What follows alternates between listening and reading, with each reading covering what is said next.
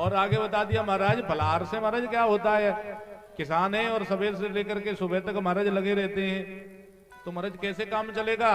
तो अंत में उन्होंने कह दिया नोपवासो बरा प्रोक्त और कथा विघ्न करो यदि है। अगर कथा सुनने में और बैठे यहाँ है मन रखा है भोजन पे, तो महाराज एक काम करो, न व्रत करो न फलाहार करो, कि फिर क्या करो कि फुल आहार करो। अगर कथा सुनने में विघ्न पैदा हो तो बढ़िया 2 टिक्कर सुबह खाओ 2 टिक्कर शाम को खाओ, कोई दिक्कत नहीं, लेकिन बैठ करके कथा सुनो।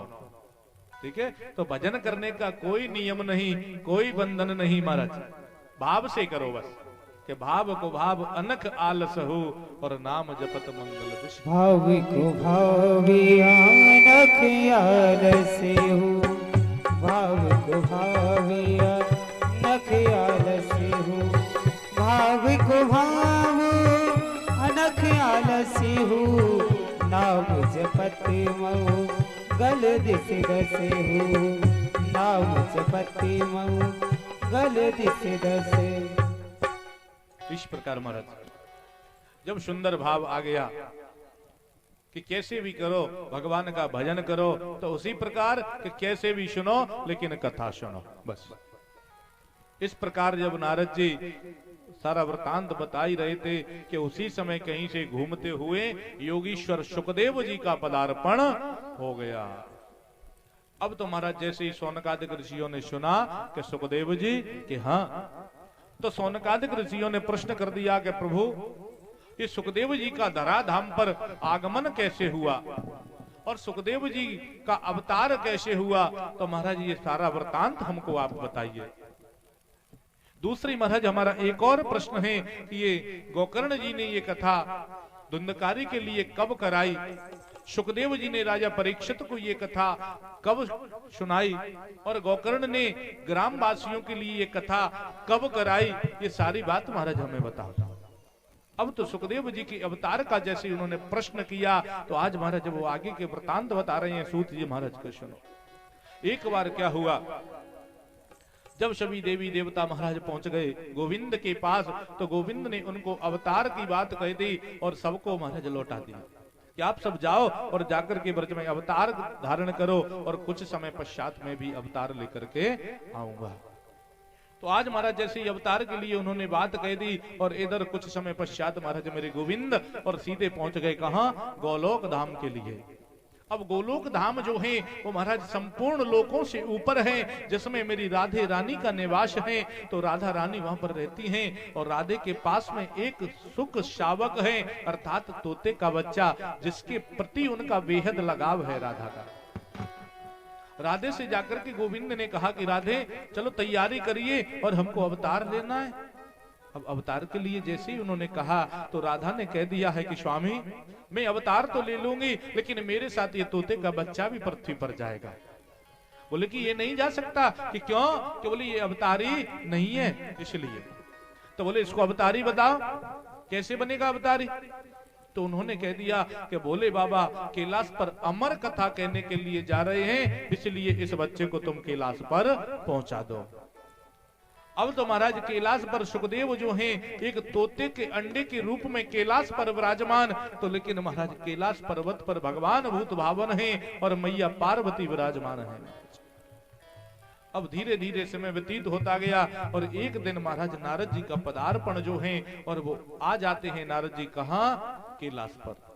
जैसे ही नारद जी कैलाश पर आते हैं मैया को प्रणाम करते हैं और मैया पूछती अरे नारद बड़े दिनों के बाद आना हुआ बेटा। नारद जी कह रहे हैं मैया आजकल मैंने आना जाना बंद कर दिया है, अब मैं कहीं आता जाता नहीं हूँ। कि बोले क्यों, कि बोले बस संसार में बस आना जाना किसी के पास मेरा ठीक नहीं समझता। आजकल के व्यक्ति हैं प्रेम किसी के प्रति रहा नहीं और लोग वाग ईर्ष्या करते हैं एक दूसरे से। अरे नारद जी ऐसा नहीं है, तुम कहते हो प्रेम नहीं है और मेरे यहाँ तो बहुत बड़ा प्रेम है। कि बोले कैसे, कि बोले तुम्हारे जो पिताजी हैं बाबा वो तो हमसे बहुत प्रेम करते हैं। अरे मैया आजकल तो प्रेम कहीं रहा नहीं, तुम्हारे अंदर प्रेम कैसे रहा होगा। बोले मैं नहीं मानता। अरे नहीं नहीं बेटा तुम्हारे पिताजी तो हमसे बहुत प्रेम करते हैं। बोले इतना प्रेम करते हैं, कि बोले कितना, कि गोपनीयम गोपनीयम गोपनीयम इत प्रयत्नतः। कि बोले जो गुरु मंत्र होता है तो गुरु मंत्र इतना गोपनीय होता है कि वो किसी को बताया नहीं जाता, लेकिन तुम्हारे बाबा ने तो वो गुरु मंत्र भी मुझे बता दिया, अगर तुम कहो तो मैं सुनाऊं। नारद जी कहते अरे नहीं नहीं मैया गुरु मंत्र मन सुनाना। तो नारद जी ने कह दिया कि अच्छा कि हाँ, बोले बहुत प्रेम करते हैं कि बिल्कुल। अब तो मैया बार बार कह रही हैं, तो उतने पर नारद जी ने कह दिया कि हो सकता है कि आपके अंदर प्रेम है। बोले कितना प्रेम है आपके अंदर? अब वो और आगे बात कर रहे हैं कि कौन सी?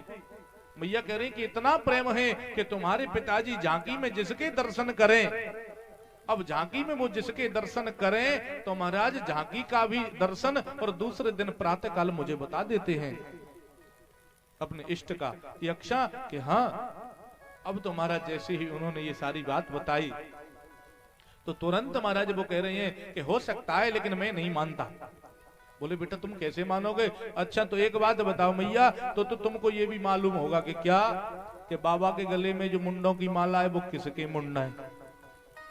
अब नारद जी ने जैसे ये बात कही तो मैया ने अपना माथा ठनका और विचार किया, ओ हो लाला, ये तो हमें आज ना मालूम ही नहीं है। यक्षा कि हाँ। अब इतना जैसे ही उनको कहा तो नारद जी ने कह दिया कि मैया आपका काम अब आप जानो और हम तो चले।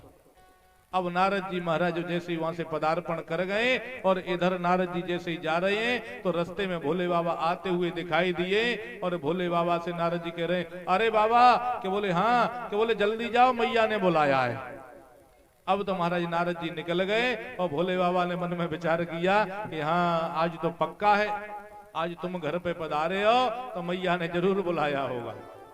ऐसा विचार करके नारद जी निकल गए और जब भोले बाबा आए तो भोले बाबा ने देखा है कि क्या कि मैया जो उमा है तो महाराज उनके केस बिखरे हुए हैं और क्रोधित तो मुद्रा है उनकी। आकर के पूछा कि देवी जी क्या है?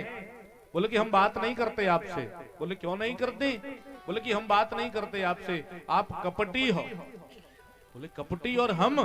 कि हाँ। बोले कैसे? बोले कि आप कपटी हो। बोले कि हम बिल्कुल भी कपटी नहीं देवी जी, हम आपसे इतना प्रेम करते हैं कि उस प्रेम का महाराज हम क्या प्रमाण दें तुमको? बोले कि आप क्या प्रमाण दोगे हमको? आप हमसे क्या प्रेम करते हो? बिल्कुल भी प्रेम नहीं करते। अब तो महाराज जैसे ही उन्होंने कहा कि आप प्रेम नहीं करते, बोले क्या करें? तो एक बात बताओ कि आपके गले में जो मुंडों की माला है वो किसकी मुंड है?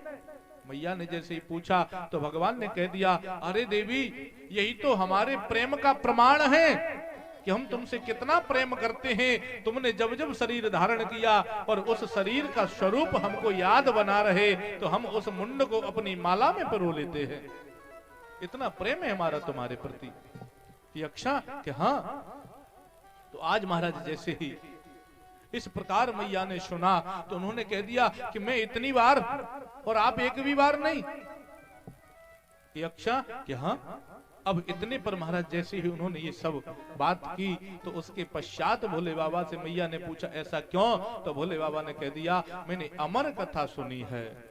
आज मैया अमर कथा के लिए जिद करने लगी तो भोले बाबा भी महाराज अमर कथा सुनाने लगे। उन्होंने मैया से एक शर्त रख दी कि बोले कौन सी?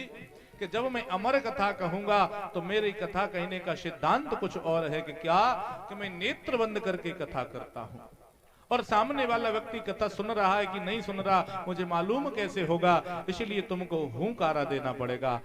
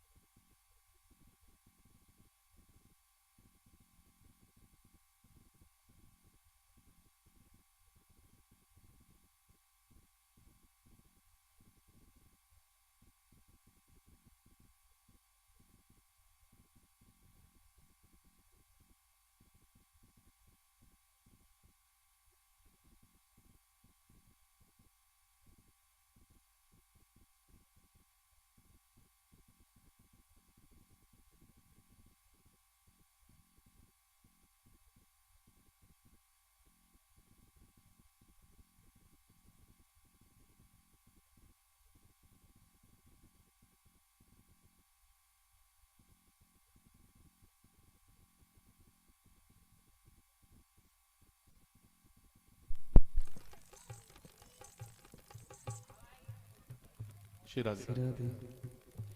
तो आज महाराज मैया श्री भगवान कह रहे हैं कि आप ओम ओम ओम कह करके हुंकारा देते रहना, तो हमको मालूम रहेगा कि आप कथा सुन रही हो। अब तो महाराज मैया ने हुंकारा देना चालू कर दिया और भगवान ने कथा कहना प्रारंभ कर दिया। और जैसे ही तीसरे दिन कथा पहुंची तो तीसरे दिन मैया को नींद आ गई। और जैसे मैया को नींद आई तो वो तोते का जो बच्चा पीछे पड़ा है वो हुंकारा देने लगा और भगवान की कथा चली। कथा सुनाए पार्वती को शिव शंकर भगवान, सुनते सुनते अमर कथा को बंद हो गए कान। उमा के पड़ गए सोता, उकरा दे रहो तोता। उमा के पड़ गए सोता, उकरा दे रहो तोता। कथा सुनाए पार्वती को शिव शंकर भगवान, सुनते सुनते अमर कथा बंद हो गए कान। उमा के बढ़ गए सोता, उकरा दे रहो तोता। उमा के बढ़ गए सोता, उकरा दे रहो तोता।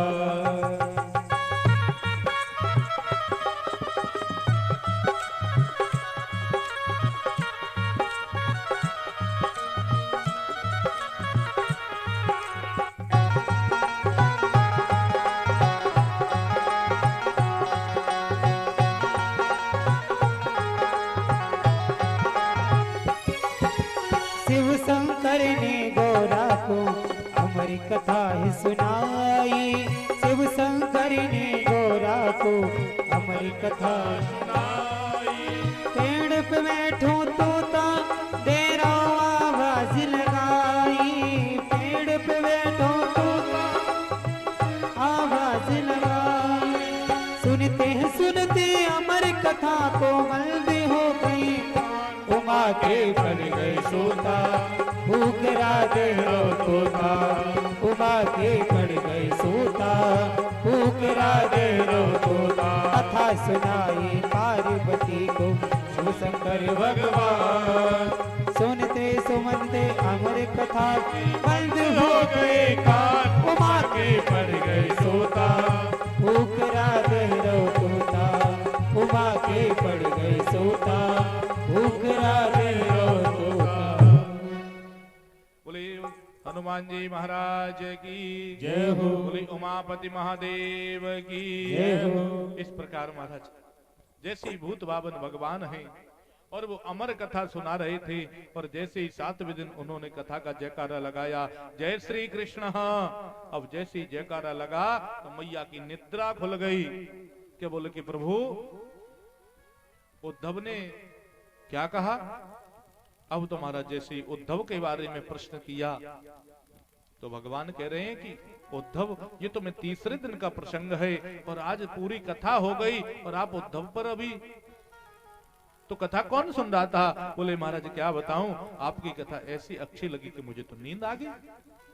अब भगवान ने जैसे ही देखा नजर दौड़ा करके तो महाराज पीछे एक तोते का बच्चा है और महाराज वो तोते के बच्चे ने कथा को सुन लिया तो भगवान क्रोधित हो गए और त्रिशूल लेकर के मारने के लिए दौड़े। उस तोते ने महाराज उड़ान भर दी और जाकर के महाराज व्यास पत्नी को जमाई आ रही थी और व्यास पत्नी के मुख से उनके गर्भ में वो प्रवेश कर गया तोते का बच्चा।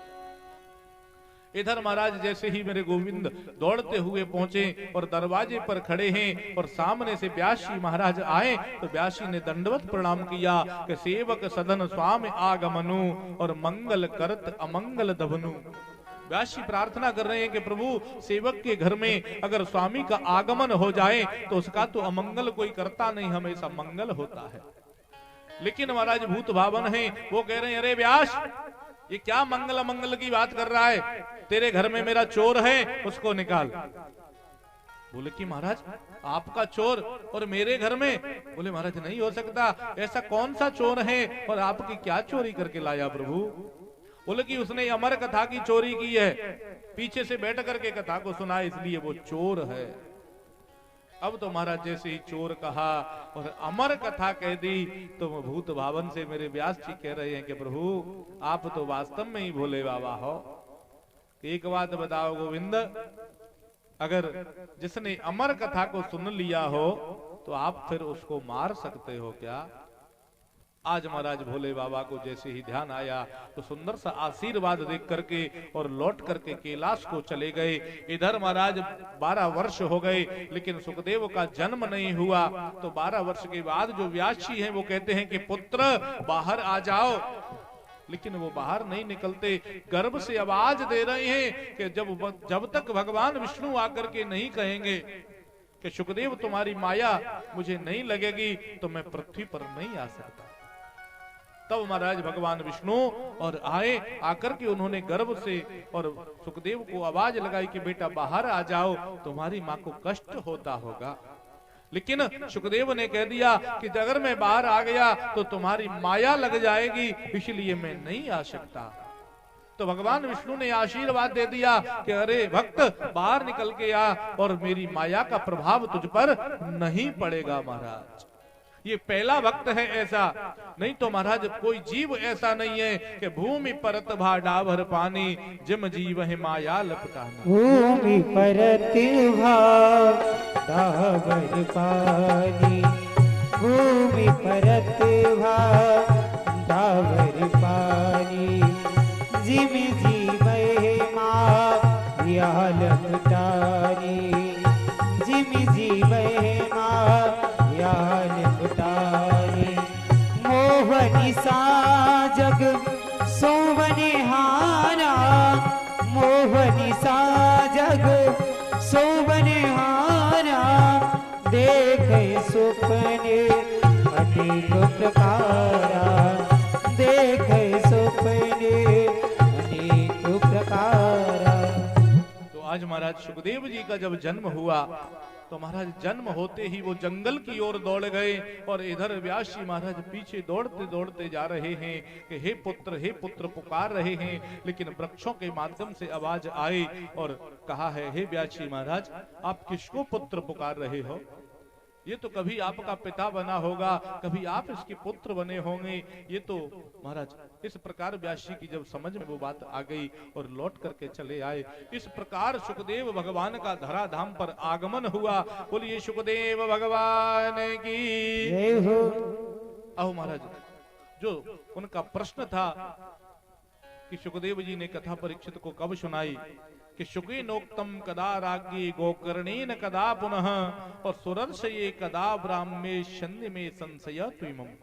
तो सूत जी महाराज उसका जवाब देते हुए कहते हैं कि हे ऋषियों कि श्री कृष्ण चंद्र भगवान के और त्रिलोकीनाथ के परलोक जाने के 30 वर्ष बाद जब मेरे गोविंद परम धाम को चले गए तो उनके 30 वर्ष व्यतीत होने के बाद में और महाराज कलयुग के 30 वर्ष बीत गए।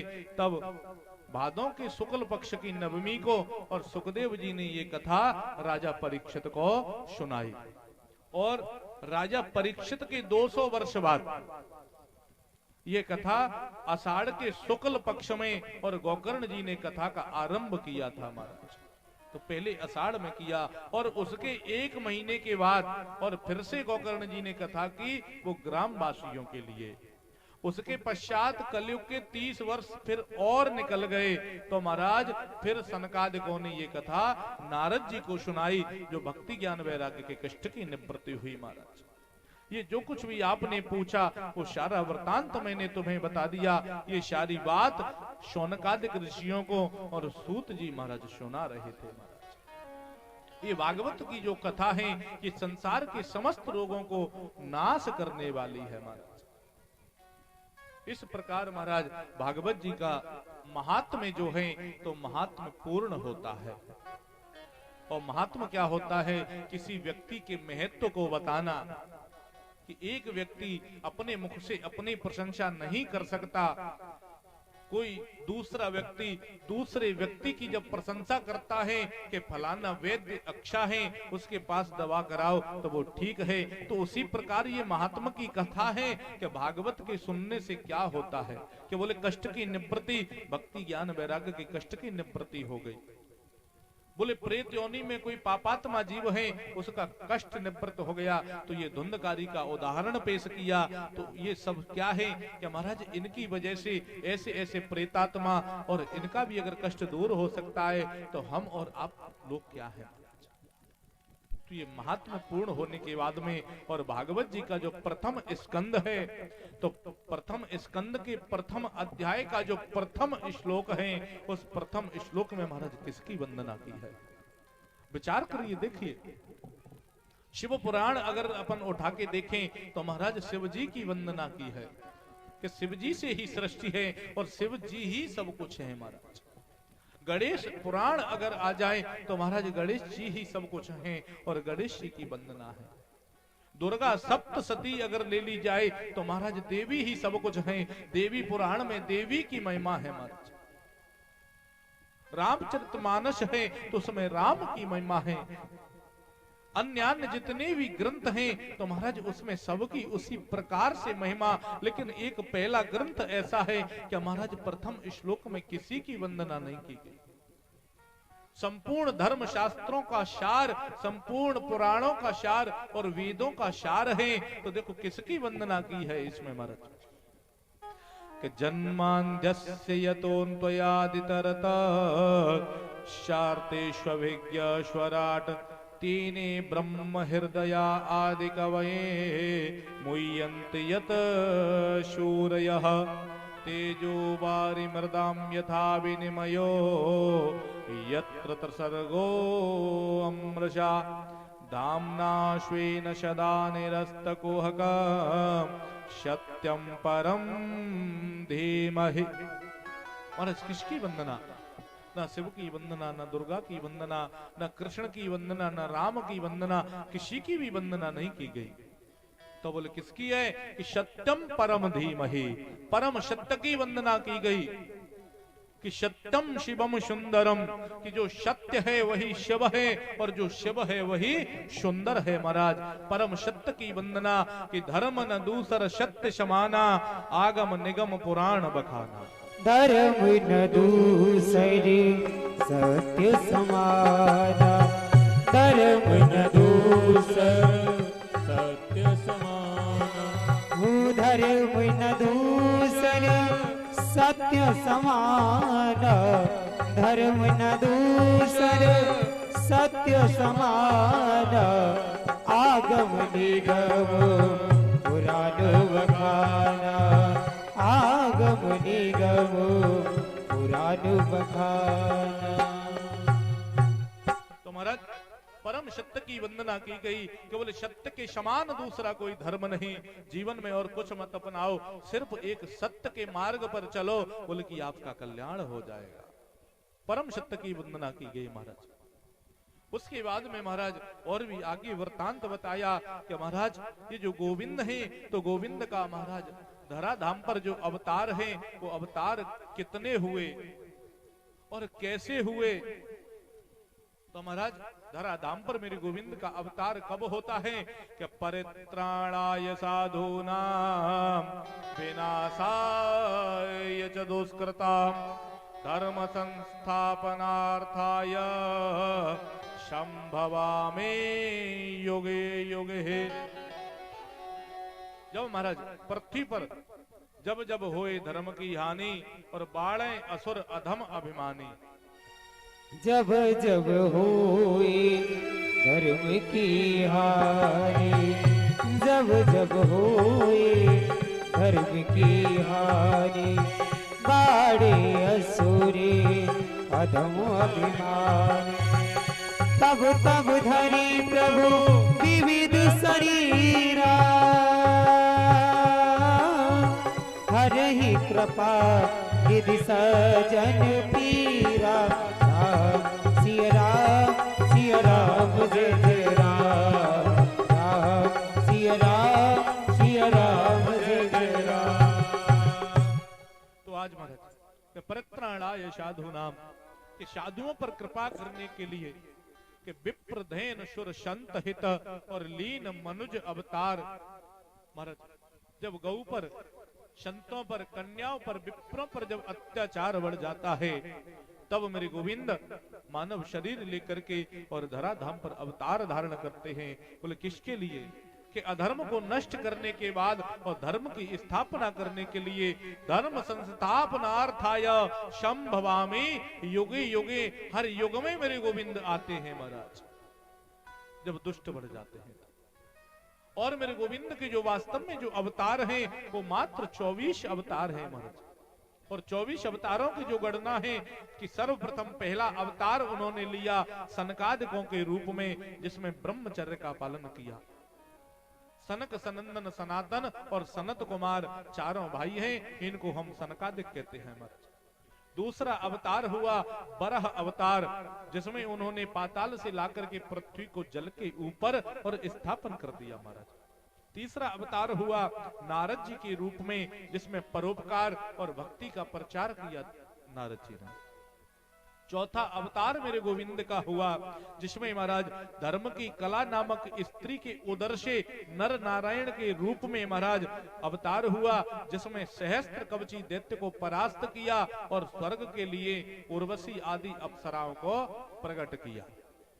उसके बाद पांचवा अवतार मेरे गोविंद का हुआ कि कपिल भगवान के रूप में, जिसमें उन्होंने दुनिया को तत्व ज्ञान का प्रचार किया।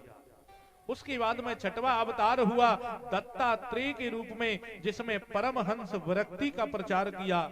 सातवां अवतार हुआ बोले ऋषभदेव भगवान के रूप में, जिसमें उन्होंने समता रहने की विद्या बताई कि संत को हमेशा एक सम रहना चाहिए, चाहे दुख आ जाए चाहे सुख आ जाए महाराज। और ये ऋषभदेव जो हैं, ये ऋषभदेव भगवान के अवतार हैं महाराज। सातवां अवतार हमारे धर्म में है। और जो जैन दूसरा जो धर्म चल गया है आजकल, तो जैन इन्हीं ऋषभदेव की पूजा करते हैं। और ऋषभदेव को ये लोग अपना पहला तीर्थंकर मानते हैं। और तीर्थंकर का मतलब क्या होता है कि जिसके आने से हमारा घर तीर्थ बन जाए, वही तीर्थंकर होता है। तो ये जैन इनको तीर्थंकर कहते हैं और हम ऋषभदेव भगवान कहते हैं महाराज। 8वें नंबर पर यज्ञ भगवान के रूप में प्रकट हुए और नवा अवतार पृथु के रूप में प्रकट हुए। 10वां अवतार मत्स्य अवतार हुआ। 11वां कक्षप बन करके आए, समुद्र मंथन में पर्वत को अपनी पीठ पर धारण किया। 12वां अवतार महाराज धनवंतरी के रूप में आए, जिसमें अमृत कलश लेकर के प्रकट हुए और सभी के लिए आयुर्वेद शास्त्र को प्रकट किया महाराज। 13वां अवतार मोहिनी बन करके आए, जो देवताओं को अमृत दिया। 14वां अवतार नरसिंह भगवान के रूप में आए और प्रचंड हिरण्यकश्यपु का वध किया और प्रहलाद को बचाया। 15वां अवतार उन्होंने लिया कि वामन के रूप में, जिसमें आकर के बलि को छला महाराज। अब कहते हैं कि बलि को छलने के लिए क्या हुआ महाराज कि मांगने जाना पड़ा। और जब मांगने को जाते हैं तो छोटा बनना पड़ता है, क्योंकि बड़े बन के जाओगे तो कुछ नहीं मिलेगा, छोटा बनना पड़ेगा। तो भगवान मांगने के लिए जा रहे हैं, तो यहाँ पर छोटे बन करके आए, मात्र 52 अंगुल के महाराज। 16वां जो अवतार है वो है परशुराम के रूप में, इनका 16वां अवतार हुआ महाराज। परशुराम भगवान ने 21 बार महाराज पृथ्वी को क्षत्रियों से विहीन किया। अब ऐसा बहुत सारे वक्ता बोल जाते हैं महाराज कि विहीन कर दिया। अगर क्षत्रिय विहीन पृथ्वी हो जाती तो ये क्या फिर डार पे से आ गए जो आजकल? ऐसा तो नहीं। तो कहने का तात्पर्य क्या कि परशुराम भगवान ने वो दंड क्षत्रिय जो राक्षस थे, जैसे रावण ब्राह्मण होते हुए राक्षस था, उसी प्रकार उस समय कुछ शस्त्र अर्जुन नाम के आदि कुछ जो दुष्ट राक्षस थे, तो महाराज उनको वध किया, ना कि धर्मात्मा क्षत्रियों का। महाराज 21 बार महाराज उन्होंने क्षत्रियों से युद्ध किया और उस पृथ्वी को जीता और जीत करके संतों को दान कर दिया। और 17वां अवतार हुआ व्यास भगवान के रूप में। 18वां अवतार हुआ राघवेंद्र के रूप में, और जो राम जी के रूप में उनका 18वां अवतार हुआ। 19वां अवतार हुआ बलराम के रूप में, और 20वां अवतार हुआ है भगवान कृष्ण के रूप में, जिसमें कंस जरासंध आदि को मारा। 21वां अवतार मेरे गोविंद का हुआ, हयग्रीव बन करके आए और असुरों को मार करके वेद को छुड़ा करके ब्रह्मा को दिया।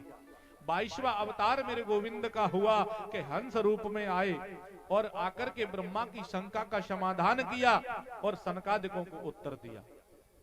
23वां अवतार मेरे गोविंद का हुआ कि हरि रूप में आए और आकर के ग्राह को मारा और गज को बचाया। ये 23वां अवतार। और 24वां अवतार मेरे गोविंद का यह अवतार कलयुग के अंत में होगा। कल्कि भगवान के नाम से घोड़े पर बैठकर असुरों को मारते हुए और दक्षिण में कन्याकुमारी से शादी करेंगे और धर्म की स्थापना करने के बाद परम धाम को लौट जाएंगे। ये 24वां अवतार आगे होने वाला है। इस प्रकार महाराज गोविंद की विचित्र लीला और विचित्र संपूर्ण अवतारों की कथा उन्होंने बताई। तत्पश्चात जो भागवत जी की रचना है, तो भागवत जी की रचना के लिए महाराज जिसने रचना की है अभी उसके पदार्पण की बात करते हैं। महाराज की रचना किस प्रकार संपन्न हुई कि द्वापरे शमनु प्राप्ते तृतीये युग पर्यये जातः पराशराध्योगे वाशभ्याम कलया हरे। तब सोचिए महाराज और आगे का वृतांत बता रहे हैं कि 72 चतुर्युगियों में महाराज जब तीसरी बार ये द्वापर युग आया, द्वापरे शमन प्राप्ते तृतीय युग पर ये तीसरी बार महाराज जब द्वापर युग आएगा तब महाराज उपरचर बसु की कन्या सत्यवती के गर्भ से योगीश्वर श्री व्यास जी महाराज ने और विष्णु की कला से अवतार लिया। उसके बाद में महाराज व्यास जी महाराज सरस्वती नदी के किनारे और कुटिया बना करके रहते हैं और उनकी जो कुटिया है उस कुटिया का नाम है महाराज साम्यप्रास। अब साम्यप्रास में व्यास जी तो रहते हैं लेकिन व्यास जी के यहाँ पर महाराज एक दिन उनका मन और बैठे बैठे चिंतित हो गया। अब चिंतित हो गया तो व्यास जी महाराज हृदय अंदर से उद्विलित हैं। तो व्यास जी ने क्या किया महाराज धीरे धीरे उन्होंने एक शास्त्र के 6 शास्त्र कर दिए, शास्त्र को बढ़ा दिया। उसके बाद महाराज उन्होंने क्या किया कि वेद थे महाराज, एक वेद से 4 वेद कर दिए। ये कौन है? ये व्यास हैं और व्यास का मतलब क्या होता है? विस्तार। जिस प्रकार वृत्त में सबसे ज्यादा लंबी जो बीच की खड़ी लकीर होती है, ये गणित वाले विद्यार्थी पढ़ते हैं कि बोले इस वृत्त का व्यास कितना है, व्यास माने उसका बड़ा हुआ क्षेत्रफल। तो ये व्यास है, तो ये व्यास जी क्या कर रहे हैं कि उसका विस्तार कर रहे हैं। एक वेद के 4 वेद कर दिए उन्होंने, बढ़ा दिया उसको। उसके बाद में एक शास्त्र को उन्होंने और 6 शास्त्रों में परिणत कर दिया महाराज, और बढ़ा दिया। एक पुराण से व्यास जी ने 17 पुराणों की रचना कर दी, लेकिन फिर भी महाराज उनको शांति नहीं मिली। अब व्यास जी को महाराज फिर भी शांति नहीं हुई, तो महाराज व्यास जी ने आकर के क्या किया, बैठे हुए हैं और चिंतित हैं। उसी समय महाराज नारायण नारायण करते हुए कहीं से नारद जी का पदार्पण हो गया। अब जैसे ही महाराज नारद जी आए तो नारद जी के साथ में आकर के और नारद जी से उन्होंने पूरी बात बताई कि मुझे शांति नहीं मिली। तब नारद जी ने उन्होंने सत्संग की महिमा, और आज नारद जी बता रहे हैं कि अगर जीवन में सत्संग मिल जाए तो फिर कैसा होता है। तो नारद जी ने अपने पूर्व जन्म की कथा और व्यास जी को पूरी बताई कि बोले कैसे कि पुराने समय में मैं अपनी माँ के साथ में एक दासी पुत्र था। तो दासी पुत्र होने के कारण संतों के आश्रम पर मैं जाता और सेवा करता। तो उन संतों के साथ में एक दिन मैं जाने के लिए तैयार हो गया, तो संतों ने मुझे लौटा दिया कि बेटा अभी तुम्हारी माँ जीवित है, अपनी माँ की सेवा करो, हमारी सेवा में अभी मत आओ। तो मैं लौट करके चला गया। अब तो मेरे मन में एक ही भाव आता कि मेरी माँ कब मर जाए, कि मेरी माँ जल्दी मर जाए, जिससे जाकर के मैं भगवान का भजन करूं। तो धीरे धीरे महाराज जब वो समय आ गया, एक दिन मेरी माँ गाय धोने के लिए गई और सर्प ने उसको दंश कर लिया, तो मेरी माँ की मौत हो गई। तो महाराज मेरी दोनों आंखों से आंसू निकल रहे हैं, और एक से ठंडे निकल रहे हैं, एक से गर्म निकल रहे हैं महाराज। अब व्यक्ति दुखी होकर के रो रहा है तो गर्म आंसू निकलते हैं, और प्रेम से रोता है महाराज हंसी खुशी के तो ठंडे आंसू निकल आते हैं महाराज। अब तो जैसे ही उन्होंने ये अश्रु की धार के बारे में बता दिया, तो महाराज मैंने अपने मैया का अंतिम संस्कार आदि किया, और करने के पश्चात फिर मैं संतों की मंडली में शामिल हो गया और धीरे धीरे सत्संग करता। तो सत्संग के प्रभाव से महाराज जब मेरा द्वारा जन्म हुआ, तो मैं महाराज भगवान के साक्षात भगवान के यहाँ से प्रकट हुआ, और गोविंद की कृपा से मुझे बाणी बीणा आदि दे दी गई और तमूरा आदि दे दिया गया। तो मैं जगह जगह प्रचार प्रसार करता हूँ, नारायण नारायण करता हुआ और मैं भी आज देवताओं के अंदर प्रविष्ट कर गया, देवताओं में मेरी गिनती होती है। बोले परिणाम के सत्संग का परिणाम। तो आज नारद जी जैसे संत हैं और उन संत की सत्संग व्यास जी को मिल गया तो व्यास जी को भी आभास हो गया। तो व्यास जी से नारद जी ने कहा कि आप एक सुंदर से ग्रंथ की रचना करो और ऐसा ग्रंथ बनाओ जिसको सुंदर पढ़ाया जा सके, सुंदर पढ़ जा सके, गाया जा सके, ऐसी सुंदर सा शास्त्र बनाओ। तो बोले अच्छा कि हाँ। तो बोले कि महाराज एक बात बताओ, जब मैंने इतने सारे शास्त्र बना दिए उनसे कुछ नहीं हुआ तो अब अगले की रचना मैं करूंगा उससे क्या हो जाएगा महाराज। लेकिन फिर भी नारद जी ने बता दिया कि उसको गाने के तरीके से लिखो, गद्य में रचना करो, पद्य में रचना करो और सुंदर से भावार्थ करो जिसमें गोविंद की लीलाओं का वर्णन हो, रास का वर्णन हो। अब जैसे ही उन्होंने वृत्तांत बताया तो आज नारद जी ने महाराज उनको आशीर्वाद दिया और व्यास जी महाराज ने उस 17 पुराण के बाद एक और 18वें पुराण की रचना कर दी, श्रीमद् भागवत महापुराण। अब इसकी जैसे उन्होंने रचना की तो रचना करने के बाद महाराज आज समय आ गया। और समय कौन सा आ गया महाराज कि अब इसको हम पढ़ाएं किसको। अब व्यास जी ने मन में विचार कर लिया कि इसको अगर हम किसको पढ़ाएं तो सर्वप्रथम महाराज उनके मन में एक ही भाव आ गया कि इसको पढ़ने का जो अधिकारी है वो तो व्यास जी आपका पुत्र है सुखदेव, बोले उसको पढ़ाइए। अब महाराज सुखदेव को जब पढ़ाने की बात आ रही है तो सुखदेव को उसको कैसे पढ़ाएं कि बोले सुखदेव को व्यास जी अगर पढ़ा देंगे तो महाराज फिर तो दिक्कत हो जाएगी। कि बोले ये संसार है और संसार हम पर पक्षपात का आरोप लगा देगा कि पूरे संसार में व्यास जी ने अपने पुत्र को ही भागवत पढ़ने का अधिकारी समझा, इसलिए सुखदेव को हम भागवत नहीं पढ़ा सकते। तब महाराज उनको फिर से आभास हुआ है अरे सुखदेव के अलावा कोई है ही नहीं कि जिसको भागवत पढ़ाएंगे। तो बोले क्या करना चाहिए।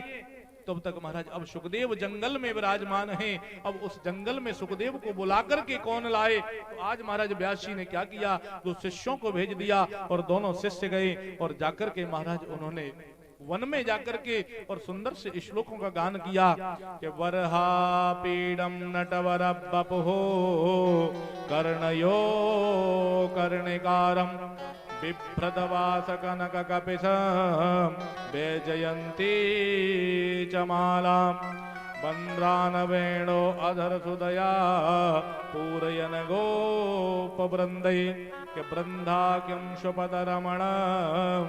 अब तो महाराज इस प्रकार जैसे ही उन्होंने श्लोक को गाया कि बरहा पीडम नटवर बपहो, तो उस श्लोक को सुन करके और आज महाराज सुखदेव जी की निद्रा खुल गई। और जैसे ही निद्रा खुली तो देखा कि श्लोक कौन गा रहा है, कि बोले छोटे छोटे बालक गा रहे हैं। अब तो महाराज सुखदेव जी ने जैसे ही निद्रा खुली तो मन में विचार आ गया अरे हो सकता है कि कोई व्यक्ति सुंदर हो। इस श्लोक में भगवान की सुंदरता का वर्णन किया जा रहा है और उन्होंने कहा कि सुंदर तो हो सकता है लेकिन जरूरी नहीं कि सुंदर व्यक्ति गुणवान भी हो, दुराचारी भी तो हो सकता है। तो उन्होंने मन में विचार कर दिया कि अरे सुंदर होगा पता नहीं कौन होगा। तो सुखदेव जी की फिर से समाधि लग गई और वो शिष्य लौट करके चले गए। व्यास जी से कहा कि बोले निद्रा तो खुली लेकिन द्वारा से फिर समाधि में चले गए कि अच्छा कि हाँ। अब तो महाराज जैसे ही द्वारा से बात आई तो तुरंत महाराज जाकर के और उन्होंने व्यास जी ने पुनः दूसरा श्लोक दे दिया कि जाओ अगर उससे निद्रा खुली है तो इससे जरूर दौड़ करके आएगा। और जाकर के वो शिष्य हैं तो तुरंत दूसरा श्लोक वहीं जाकर के जोर जोर से सुना रहे हैं कि अहो वकीयमस्तन कालकूट जिंघासया पाययदप्यशाद्भि लेभे गतिम धातृचिता ततोन्यम कंबा दयालोम शरणम ब्रजेम। उन्होंने सुंदर सा वर्णन विचार किया आज कि अहो वकीयमस्तन कालकूटम, कि बकासुर की जो बहन है उसका नाम है पूतना। और पूतना जब अपने स्तनों में कालकूट विष लगा करके आई, अहो वकीयमस्तन कालकूटम जिंघा सदा पाए यदप्यशाद्भि। तो महाराज वो राक्षसी है पूतना लोक बालग्नि राक्षसी रुधिराशना।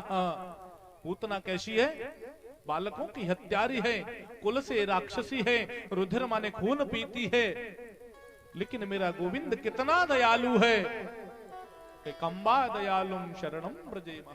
इतना दयालु है मेरा गोविंद कि पूतना जैसी राक्षसी मारने के लिए आई है मेरे गोविंद को, लेकिन उसने पूतना को कौन सी गति दी मेरे कन्हैया ने?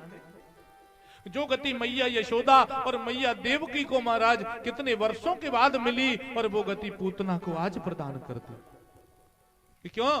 कि भले ही मारने के लिए आई, लेकिन इसका कर्तव्य कौन सा है कि दुग्ध पिला रही है, और दुग्ध पिलाने का काम तो माँ का होता है। तो माँ की जैसी गति मेरे गोविंद ने पूतना को दी। विचार करिए मेरा गोविंद कितना दयालु है महाराज। राघवेंद्र जब वन में जा रहे थे तो वन में महाराज गए, और मैया सीता का जब हरण हो गया, अब मैया सीता का हरण होके जा रहा है, और रावण विमान में ऊपर बैठा करके ले जाता है, और रास्ते में महाराज जटायु महाराज आ जाते हैं।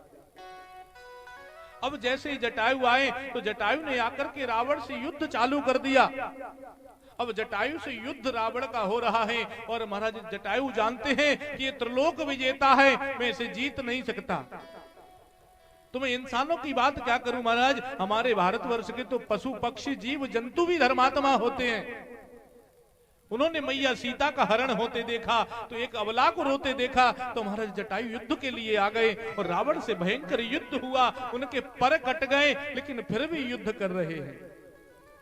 अब युद्ध उन्होंने किया, और युद्ध करते करते महाराज उनकी गोविंदाय नमो नमः हो गई, और उनका शरीर खून से लथपथ होकर के पृथ्वी पर गिर पड़ा। और उस रास्ते से मेरे राघवेंद्र आ रहे थे। जब राघवेंद्र ने जटायु को महाराज लिया, और लेकर के उन्होंने गिद्धराज को अपनी गोद में बैठा लिया, और मेरे गोविंद जो हैं राघवेंद्र की अश्रु की धारा बह रही है, और जटायु ने कहा है कि प्रभु मुझे माफ कर दीजिए, और मैं जानकी को बचा नहीं पाया, वो दुष्ट रावण इधर दक्षिण की दिशा में ले गया है। अब महाराज जटायु ने कह तो दिया, लेकिन राघवेंद्र ने देखिए महाराज जो गति महाराज दशरथ को प्रदान की, वही गति यहां पर जटायु को प्रदान कर दी। जटायु से मेरे गोविंद ने क्या कहा है कि बोले प्रभु बस मुझ पर एक कृपा करना कि क्या आप जब परलोक में आपको पिताजी मिले तो पिताजी से इस घटना का स्मरण मत करना, इस घटना का वर्णन पिताजी को आप मत बताना। क्या बोले क्यों? कि रावण खुद पहुंच करके अपने मुख से जाकर के इस घटना का वृतांत बताएगा। अब राघवेंद्र ने कह तो दिया, तो महाराज जटायु की महाराज आंखों से अश्रु की धार निकल गई कि वाह मेरे प्रभु, महाराज दशरथ को आपने जहां भेजा है तो मुझे मालूम हो गया कि आप मुझे भी वहीं भेज रहे हो। लेकिन स्पष्ट नहीं किया गोविंद ने, लेकिन जटायु ने कहा प्रभु आप धन्य हो, तो इतने बड़े दयालु हैं मेरे राघवेंद्र और मेरे गोविंद। तो महाराज जो गति मैया यशोदा और मैया देवकी को हजारों वर्ष बाद मिली, वही गति पूतना को गोविंद ने पहले दे दी। अब ऐसा दयालु कौन है? ऐसा दयालु तो मेरा नारायण और साक्षात गोविंद ही हो सकता है, दूसरा कोई नहीं हो सकता। अब तो सुखदेव ने जैसे ही श्लोक में गोविंद की दयालुता को सुना तो महाराज तुरंत सुखदेव खड़े हो गए और समाधि टूट गई, और उन बच्चों से कहा अरे और श्लोक सुनाओ ना आगे के। बच्चों ने कह दिया अरे सुखदेव जी महाराज हम तो रट्टू तोता हैं, और 2 श्लोक याद करके आपके पिताजी ने भेजे, हमने सुना दिए। अगर तुमको और सुनना है तो अपने पिता के पास चलो। अब सुखदेव जी महाराज आए और पिताजी के पास, तो व्यास जी ने मन में विचार कर लिया कि मैं सुखदेव को भागवत पढ़ाता हूं, लोग लांछन लगाएंगे, इसलिए उन्होंने जनक जी के पास भेज दिया कि जाओ और अपनी जनक जी से वेदांत पढ़ करके आओ। अब सुखदेव जी को तो वेदांत पढ़ने की कह दिया, और जनक जी को याद दिला दी कि मेरा पुत्र आ रहा है, ऐसा समझ करके छोड़ मत देना, कठिन से कठिन परीक्षा ले लेना। आजकल के पिता क्या करते हैं? अब वो व्यास जी हैं, वो कह रहे हैं कि कठिन परीक्षा ले लेना, छोड़ना मती। और आजकल अगर विचार लगे तो खिड़की में से नकल दे आवे कि हमारे लल्ला दसाई में पढ़ रहे हैं, पास है जाएंगे। तो ये समय का प्रभाव। पुराने समय में महाराज जो गुरु होते थे वो महाराज ये हरी सांट जो पकड़े हैं जो भैया सामने, जो हमारे चाचा जी घोड़ी से आए हैं खड़िया बेड़ से, हरी बांस ले ना तो हरी बांस सो खाल नीचे न उतरे आवती, तब बच्चे आकर के IAS IPS और कलेक्टर हुआ करते थे। और आजकल अगर स्कूल में बच्चे से किसी ने डांट भी दिया तो पूरा गांव इकट्ठो है कि चलो जागो, कत्या मूड पे बैठे ना पढ़ रहे, मत पढ़न दो, हमारे मत पढ़न दो, तुम अपने पढ़, ऐसे ही वे पढ़ जाते हैं। समझ रहे हो? तो क्या है ये समय का प्रभाव, युग का प्रभाव। तो महाराज ऐसा नहीं होता। तो व्यास जी ने कह दिया कठिन परीक्षा ले लेना। तो आज महाराज सुखदेव जनक जी के दरवाजे पे खड़े हैं और कह रहे हैं कि व्यास पुत्र सुखदेव हैं और जनक जी से वेदांत पढ़ना चाहते हैं महाराज।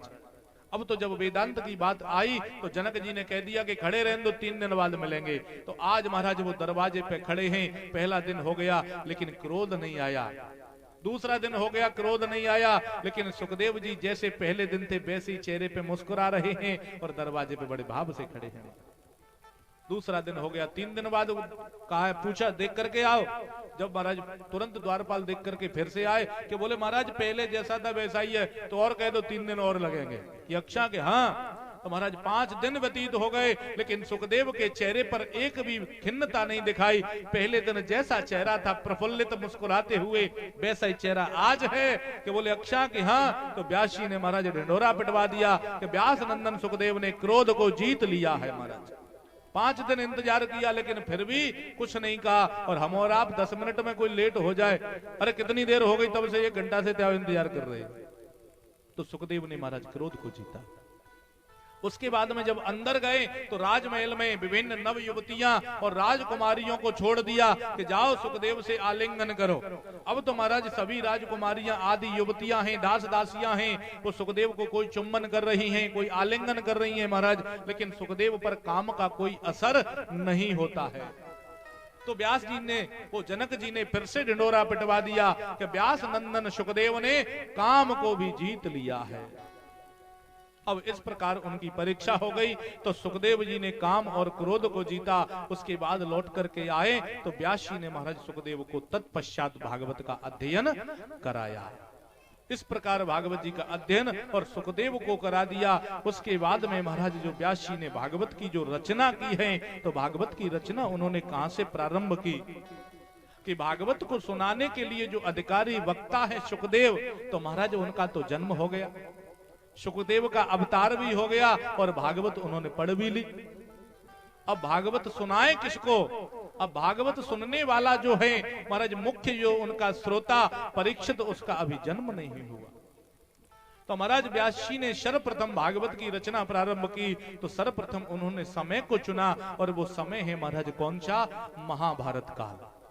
महाभारत से भागवत की रचना प्रारंभ कि यदा मृधे कौरव संजयानाम वीरेश्वथो वीरगते गतेशो ब्रकोदरावदगराभिमर्शः भगनोर्दंडे धृतराष्ट्रपुत्रे। क्या महाराज सुंदर वर्णन महाभारत काल का कि यदा मृधे कौरव संजयानाम, जब कुरुक्षेत्र में महाराज जो युद्ध चल रहा था कौरव और पांडवों के मध्य में, और उस युद्ध जब अंतिम क्षणों की ओर था तो भीम की गदा से और दुर्योधन की जंघा टूट गई। अब जब महाराज दुर्योधन की जंघा टूट गई और दुर्योधन रणभूमि में पड़ा है और कराह रहा है, अब तो महाराज जो युद्ध की विभीषिका बन गई और युद्ध हुआ और दुर्योधन रणभूमि में पड़ा है, करा रहा है। उसी समय उसका मित्र है और उस मित्र का नाम है अश्वत्थामा। वो अपने मित्र के दुख से दुखी होकर के और आ गया दुर्योधन के पास और दुर्योधन से आकर के कह रहा है, अरे मित्र, अब तुमको आभास हो गया कि तुमने मुझ पर विश्वास नहीं किया और जिन पर तुमने विश्वास किया उन्होंने पक्षपात किया। शरीर से तुम्हारी ओर खड़े थे और आत्मा से पांडवों के साथ थे। तुमने जिन लोगों पर विश्वास किया उन लोगों ने महाराज तुम्हारा साथ नहीं दिया। अगर तुम मुझे एक दिन का भी सेनापति बना देते तो मैं पांडवों का वध कर देता। यक्षा कि हाँ। अब ऐसी बात महाराज अश्वत्थामा ने जैसे ही कही तो आज महाराज दुर्योधन ने कह दिया, अरे मित्र, अभी मैं मरा नहीं हूं, मैं जिंदा हूं, मैं जीवित हूं और ये भारत के सम्राट होने का जो मुकुट है ये मेरे सिर पर अभी भी रखा हुआ है। अगर तेरी बात ऐसी है तो जा, आज मैं तुझे अपना सेनापति नियुक्त करता हूं, और अगर तूने पांडवों का वध कर दिया तो मैं तुझे भारत का सम्राट बनाने के बाद अपने प्राण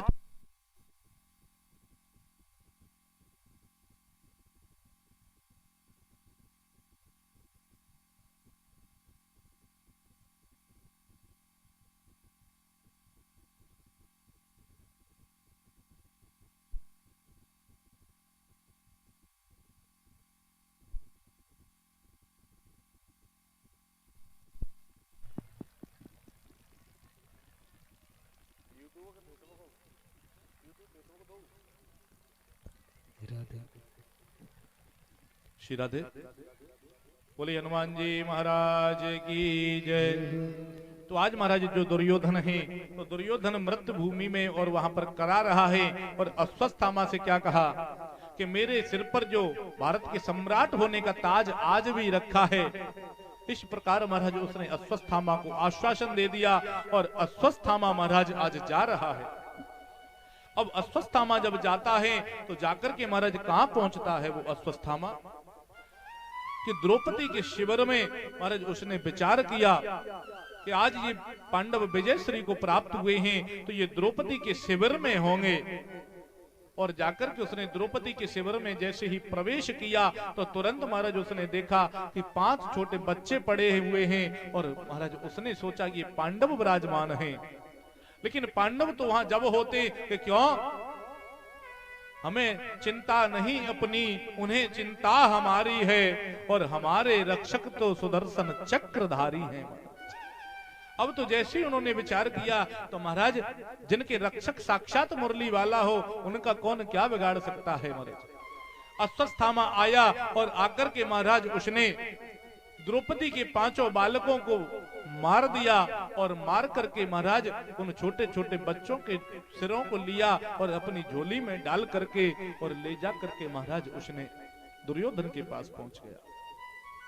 जैसे ही 5 बालकों के सिर को लेकर के गया और दुर्योधन के पास जाकर के कहा, अरे मित्र देख, आज मैं 5 पांडवों को मार करके लेकर के आया हूं। दुर्योधन ने विचार किया कि इतने बड़े बड़े महारथी और वो जीव सभी, जिनको महाराज महारथियों ने महाराज एक थप्पड़ भी नहीं दे पाए, और पांडव जैसे वीर जिनको ये क्षण भर में मार करके ले आया, ऐसा कैसे। लेकिन फिर भी दुर्योधन ने विश्वास किया और कहा, अरे मित्र कोई बात नहीं, मैं जीते जी तो इन पांडवों को महाराज एक थप्पड़ भी नहीं लगा पाया। अब इन मरे हुए पांडवों के सिरों को तू मुझे दे और मेरे सामने ला, तो मैं इनको एक एक थप्पड़ लगा लूं, जिससे मेरे शांति आ जाए। अच्छा कि हाँ।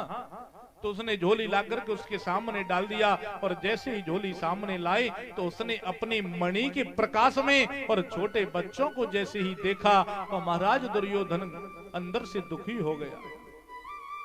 अब तो महाराज दुर्योधन का सुख और दुख दोनों बराबर हो गए, और महाराज वो अपने मित्र से कह रहा है, अरे मित्र ये तूने क्या कर दिया। पांडवों के बाद और हमारे वंश में ये 5 बालक ही तो थे जो हमको जल देते या कुछ आगे कुछ करते, अब तो तूने हमारा वंश ही निर्वंश कर दिया। ये सही नहीं किया तूने। इस प्रकार महाराज जैसे ही उसको दुर्योधन को महाराज पहले तो प्रसन्नता हुई कि 5 पांडव मर गए, और जब मणि में उन्होंने देखा कि ये बालक हैं तो फिर उसको दुख हो गया। तो 5 लोगों की महाराज मरने का सुख हुआ और फिर 5 के मरने का दुख हुआ। तो सुख और दुख जब बराबर हुआ तो महाराज दुर्योधन की गोविंदाय नमो नमः। उसको वरदान था कि जब सुख दुख बराबर हो जाएगा तब उसकी गोविंदाय नमो नमः होगी।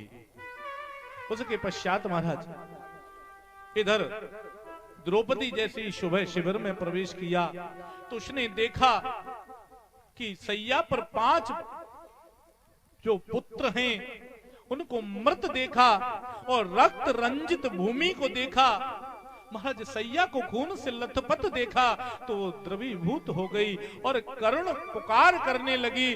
कुरही पक्षी की भांति विलाप कर रही है द्रौपदी। द्रौपदी का विलाप जैसे ही उन्होंने सुना तो आज महाराज जैसे ही दौड़ लगाते हुए मेरे गोविंद और अर्जुन आए, उन्होंने देखा कि हमारे बालकों को किसी ने मार दिया, तुरंत प्रतिज्ञा कर ली। तो अर्जुन महाराज दौड़ रहे हैं और रथ में महाराज मेरे गोविंद हैं और गोविंद के साथ में अर्जुन हैं। उन्होंने अश्वत्थामा की ओर दौड़ लगा दी। अर्जुन ने संकल्प किया कि जिन्होंने हमारे पुत्र को मारा है, जब तक उसको पकड़ करके मैं मार नहीं देता तब तक अन्न जल ग्रहण नहीं करूंगा। अर्जुन की प्रतिज्ञा अब अश्वत्थामा को मारा जैसे ही मालूम हुआ तो अश्वत्थामा दौड़ लगा रहा है, पीछे अर्जुन का रथ आ रहा है। अश्वत्थामा ने ब्रह्मास्त्र छोड़ दिया। जैसे ही ब्रह्मास्त्र का संधान किया तो महाराज अश्वत्थामा के ब्रह्मास्त्र से अर्जुन घबरा गए और कहने लगे, कृष्ण कृष्ण महाभाग भक्ता नाम भयंकर।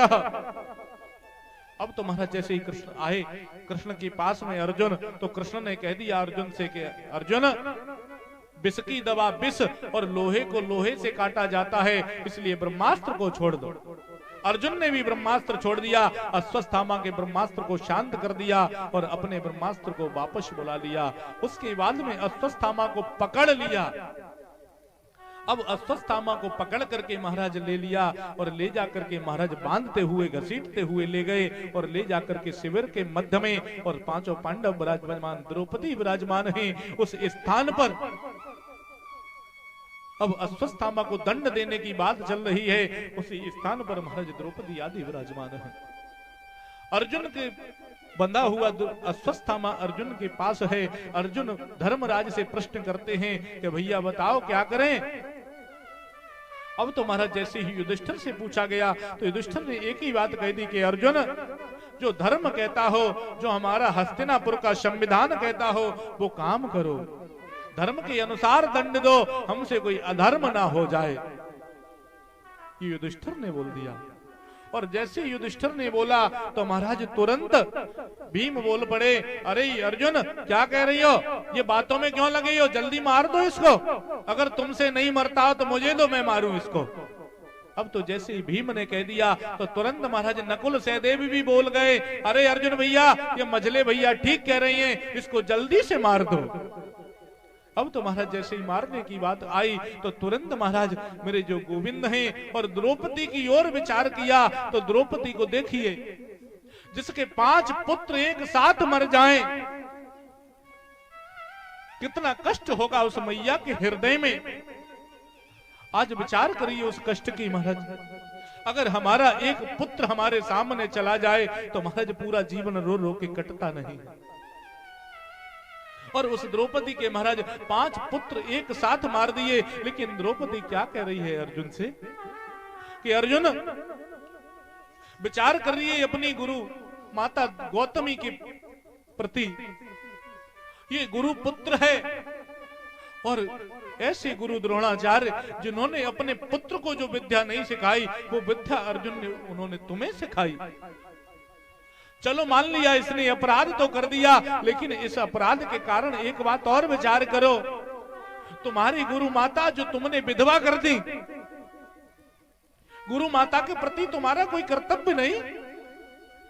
बताइए अर्जुन, ये अपनी माता का एकमात्र सहारा है, बुढ़ापे की एकमात्र लाठी है, और तुम इसको अगर मार दोगे तो उनकी मैया को कितना कष्ट होगा। आज महाराज द्रौपदी देखिए कि जिसके 5 पुत्र मर गए लेकिन फिर भी कैसी बात कर रही है महाराज, करुणा में भर के।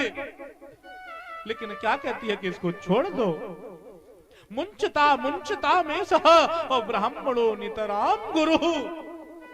क्या बोले अर्जुन छोड़ दो, ये ब्राह्मण है और ब्राह्मण जगत गुरु होता है। अर्जुन इसे छोड़ दो। गुरु माता का महाराज नाम बता दिया, गुरु माता का हवाला दिया, गुरु की विद्या का हवाला दिया, और द्रौपदी कह रही है कि इसे छोड़ दो। तो धन्य है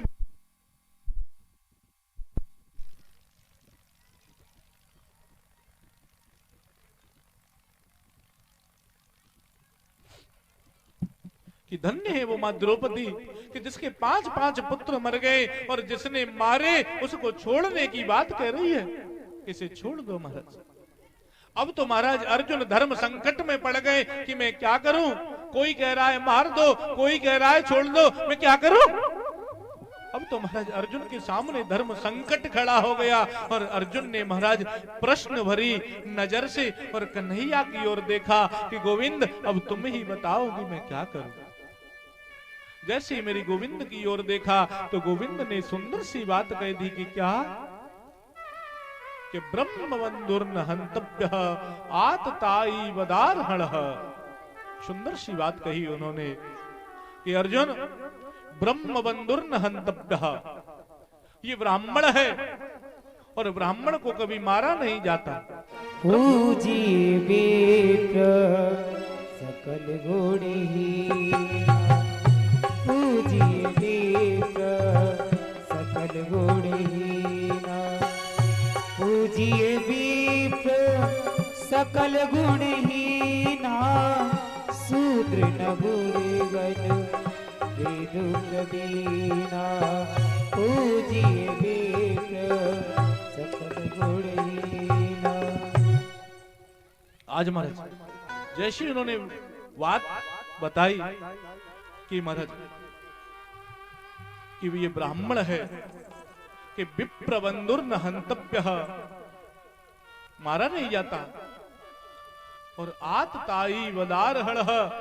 कन्हैया ने आगे एक और बात कर दी कि क्या, कि जो आतताई होता है, बालकों का हत्यारा होता है, वो चाहे ब्राह्मण क्यों ना हो उसे छोड़ा नहीं जाता। ऐसी बात उन्होंने बताई। दूसरी बात महाराज, जो व्यास महाराज ने जब वेद की रचना की तो वेदत्रयी पढ़ने का अधिकार उन्होंने किस किस को दिया, कि सर्वप्रथम महाराज उन्होंने 3 लोगों से वेद पढ़ने का अधिकार छीन लिया। किससे? एक तो मूर्ख से, दूसरा शूद्र से, और तीसरा महाराज स्त्री से। अब ये कारण लोगों के मन में भ्रांति चली जाती है कि महाराज उन्होंने वेद पढ़ने का अधिकार छीन लिया। हम क्या वेद नहीं पढ़ सकते? बिल्कुल पढ़ सकते हैं, लेकिन उसका भी कारण है। और कारण क्या है कि जो संस्कृत की जो भाषा है महाराज, वो अत्यंत क्लिष्ट भाषा है। एक शब्द के अनेक अर्थ निकलते हैं और अनेक भावार्थ निकलते हैं महाराज। तो कहीं कोई अर्थ का अनर्थ ना करे, उस अर्थ के अनर्थ के चक्कर में कि महाराज धर्म संस्थापनार्थाय के धर्म सहित वो बात कहां जा रही है, तो महाराज उसका कोई गलत प्रचार ना हो जाए, गलत प्रचार प्रसार ना हो। आजकल बहुत सारे वक्ता जो मनमुखी बातें करते हैं बिना प्रमाण के, तो महाराज ऐसा हो जाता है। इस कारण से महाराज व्यास जी ने उस अधिकार को छीना, ना कि किसी से द्वेष के कारण।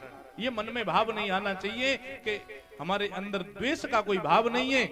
किसी के भी अंदर सिर्फ धर्म का प्रचार प्रसार अच्छे स्तर से हो, इसलिए उस अधिकार को उन्होंने उनको नहीं दिया।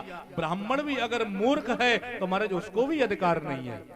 ब्राह्मण के लिए भी नियम बताए हैं कि तप, शौच, तमाम तरह की उन्होंने नियम बताए। आचरण की शुद्धता, आचरण की शुद्धता नहीं महाराज तो वो ब्राह्मण भी पूजनीय नहीं है। अगर मांस मदिरा का पान करे, दारू का पान करे, तो उस ब्राह्मण की सेवा करें, बिल्कुल नहीं करना चाहिए, वो तो राक्षस। अगर ऐसे ही ब्राह्मण की पूजा होती तो आज घर घर में रावण की पूजा हो रही होती। पूजा किसी जाति की नहीं होती, पूजा आचरण की हो रही है, तो महाराज उस आचरण के हिसाब से पूजा होती है। उसी प्रकार मेरे गोविंद यहाँ पर क्या जवाब दे रहे हैं कि ब्रह्म बंधुर न हंतव्य, ब्रह्म बंधुर न हंतव्य। ब्राह्मण कभी मारने की योग्य नहीं होता। लेकिन फिर क्या कह दिया कि आतताई बलारहण, आतताई भले ही ब्राह्मण क्यों ना हो उसे छोड़ा नहीं जाता महाराज, उसका वध कर दो, कोई दिक्कत नहीं। इस प्रकार महाराज जैसे उन्होंने ये बात कही तो अर्जुन कह रहे हैं, अरे कृष्ण, जिस प्रकार तुम्हारा नाम टेढ़ा है उसी प्रकार तुम भी टेढ़े हो और तुम्हारी बातें भी टेढ़ी है। मैं तुमसे सीधा साधा जवाब पूछ रहा हूं और तुमने कोई एक बात बताओ कि मैं इसको मारूं या छोड़ूं। तुमने कह दिया कि मारा नहीं जाता, छोड़ा नहीं जाता, मैं करूं क्या? तब उन्होंने बता दिया कि अर्जुन, मैंने तुमको गीता का ज्ञान दिया है, उस ज्ञान का सहारा लो। तब अर्जुन को ध्यान आ गया कि सबसे कठिन जाति अपमाना, कि महाराज एक बार किसी व्यक्ति को मार दो तो महाराज वो एक बार मर जाएगा और चला जाएगा, मालूम नहीं होगा उसको कि मैंने क्या किया कर्तव्य, जिसके कारण मैं ये भुगत रहा हूं। लेकिन अगर उसको समाज से बहिष्कृत कर दिया जाए, उसके खुद के कुल से, उसके खुद के समाज से अगर उसको निकलवा दिया जाए, तो महाराज वो जब तक जिंदा रहेगा और तब तब उसको छिकाया जाएगा कि फलाने गांव में नोता में छिक गए। तो महाराज जब जब उसको याद आएगी तब तब उसकी मौत होगी। तो जरूरी नहीं कि जान से मारो, जान से मारोगे तो एक बार मरेगा, इसलिए ऐसा मारो कि हमारा जीवन पर्यंत मरता रहे।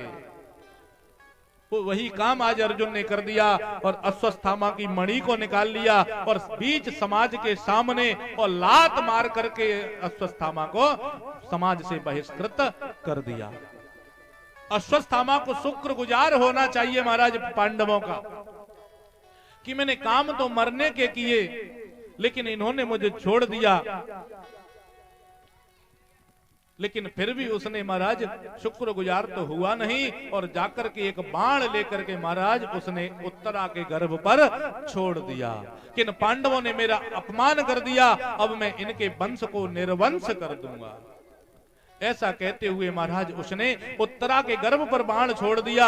अब उत्तरा गर्भवती थी महाराज, जो अभिमन्यु की पत्नी। जैसे ही उत्तरा ने अपनी ओर बाण आते हुए देखा तो तुरंत दौड़ करके महाराज और मेरे गोविंद के चरणों में जाकर के लेट गई कि पाहि पाहि महायोगिन देव देव जगतपते नायम तद भयम पश्ये यत्र मृत्यु परस्परम। तो महाराज आज उत्तरा ने जैसे ही दौड़ लगाई तो मेरे गोविंद ने महाराज उत्तरा के गर्भ में प्रवेश कर दिया और उत्तरा के गर्भ में प्रवेश करने के बाद उसके गर्भ की रक्षा कर दी महाराज। और उत्तरा के गर्भ की जब मेरे गोविंद ने रक्षा कर दी तो भगवान की कोई भी लीला भगवान के भक्त से छिपती नहीं है।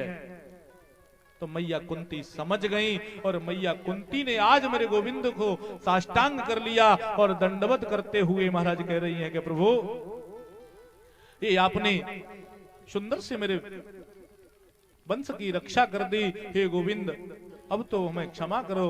और आज तक आप, अब जैसे ही उन्होंने गोविंद को भगवान कहा और दंडवत करना चाहा तो तुरंत मेरे गोविंद ने कहा अरे बुआ ये क्या करती हो, आप मुझे दंडवत मत करो, आप मेरी बुआ जी हो। तो कुंती कहती हैं कि भगवान बस यही तो आपकी माया है, किसी को बुआ बना लेते हो, किसी को माया मम्मी बना लेते हो, किसी को पापा, किसी को ताऊ, किसी को चाचा, यही तो तुम्हारी माया है। और उस माया में संसार को लपेट के रख देते हो और कोई तुम्हें समझ नहीं पाता, इस माया से ही तो आप परे हो गोविंद। इस प्रकार महाराज जब कुंती ने कहा तो आज मेरे गोविंद ने कह दिया कि बुआ अगर आप कहती हो कि मैं भगवान हूं, चलो ठीक है मैं भगवान बन जाता हूं, अब आप सब लोग आ जाओ और मुझसे वर मांग लो महाराज। आज महाराज जब वर मांगने की बात आई तो सर्वप्रथम महाराज जैसे ही वर मांगने को तैयार हुए तो महाराज इंद्र कांप गए, कुबेर कांप रहे हैं कि ये मैया कुंती हैं और न जाने ये वर में क्या मांग लेंगी, ये जीवन भर कष्ट भोगा है, कहीं ये स्वर्ग लोक ना मांग ले, कहीं कुबेर का खजाना ना मांग ले महाराज। तो मैया कुंती वर नहीं मांग रही हैं और मैया से पहले और लोग वर मांगते हैं। तो युधिष्ठिर ने सर्वप्रथम वर मांग लिया कि प्रभु मुझे वर दो तो एक ही दे दो कि क्या कि धर्म से मैं कभी अडिग न हो पाऊं और महाराज धर्म पर सदैव चलता रहूं, मैं धर्म से कभी विचलित न हूं। ये युधिष्ठिर ने वर मांग लिया। भीम ने वर मांग लिया कि प्रभु लोग मुझे भोजन भट्ट कहते हैं, इसलिए महाराज कुछ ऐसी कृपा कर दो कि मेरा मन आपके चरणों में लग जाए। ये भीम ने वर मांग लिया। नकुल सहदेव ने वर मांग लिया कि प्रभु बस आपके चरणों की धूल मिलती रहे, यही वर हमें दे दो महाराज। अर्जुन ने वर मांगा है कि गोविंद मैंने आपको गुरु माना है और मैं आपका शिष्य हूं, ये गुरु और शिष्य का जो भाव है ये मेरे अंदर हमेशा बना रहे। द्रौपदी ने वर मांग लिया कि गोविंद मैंने आपको हमेशा सखा माना है, मैं आपकी सखी हूं, इस सखी और सखा के बीच में जो प्रेम होता है वो प्रेम मेरा बना रहे, ये वर आप मुझे दे दो महाराज। अब तो सभी ने वर मांग लिए और अंत में मैया कुंती खड़ी हैं, तो मैया कुंती वर मांग रही हैं और गोविंद वर देने के लिए तैयार है। गोविंद वर देते हैं और मैया कह रही है कि प्रभु मुझे वर में कुछ नहीं चाहिए, लेकिन उसके बाद भी वो कुंती वर मांगती है महाराज। तो लास्ट में आकर के एक ही वर मांग रही है कि प्रभु अगर आप मुझे वर देना चाहते हो तो वर दे दो। कि बोले कौन सा वर दे दें? कि विपदः शन्तु नाशश्व तत्र तत्र जगद गुरु भवतो दर्शनम यत् स्याद पुनर्भव दर्शनम। आज मैया कुंती ने महाराज कौन सा वर मांग लिया कि सुख के माथे सिल पड़े जो हरि हृदय सो जाए और बलिहारी बा दुख की जो पल पल नाम जपाए। देखिए मैया कुंती ने आज ऐसा वर मांग लिया कि संसार में कोई इस वर को नहीं मांग सकता महाराज। कुंती ने वर मांगा कि प्रभु अगर तुम मुझे वर देना चाहते हो तो यही वर दे दो क्या कि मेरे जीवन से एक विपत्ति दूर न हो पावे तब तक दूसरी विपत्ति मेरे लिए खड़ी हो जावे। मैया कुंती और ऐसा वर मांग रही है विपत्ति। कोई जीव ऐसा नहीं होता कि दुख मांगे, हर व्यक्ति सुख मांगता है। कोई पैसा मांग रहा है, कोई पुत्र मांग रहा है, कोई घर मांग रहा है, कोई नौकरी मांग रहा है महाराज। लेकिन कुंती आज पहली ऐसी है जो महाराज मांग रही है कि क्या कि एक दुख मेरा दूर ना हो पावे तब तक दूसरा दुख मेरी झोली में डाल दो गोविंद। ऐसे भाव मैया कुंती के। जैसे कुंती ने ये वर मांगा तो मेरे गोविंद का हृदय और करुणा से भर गया। अरे बुआ ये तूने क्या कह दिया? ऐसा वर मांग लिया, मैं तुझे दुख कैसे दे दूं बुआ?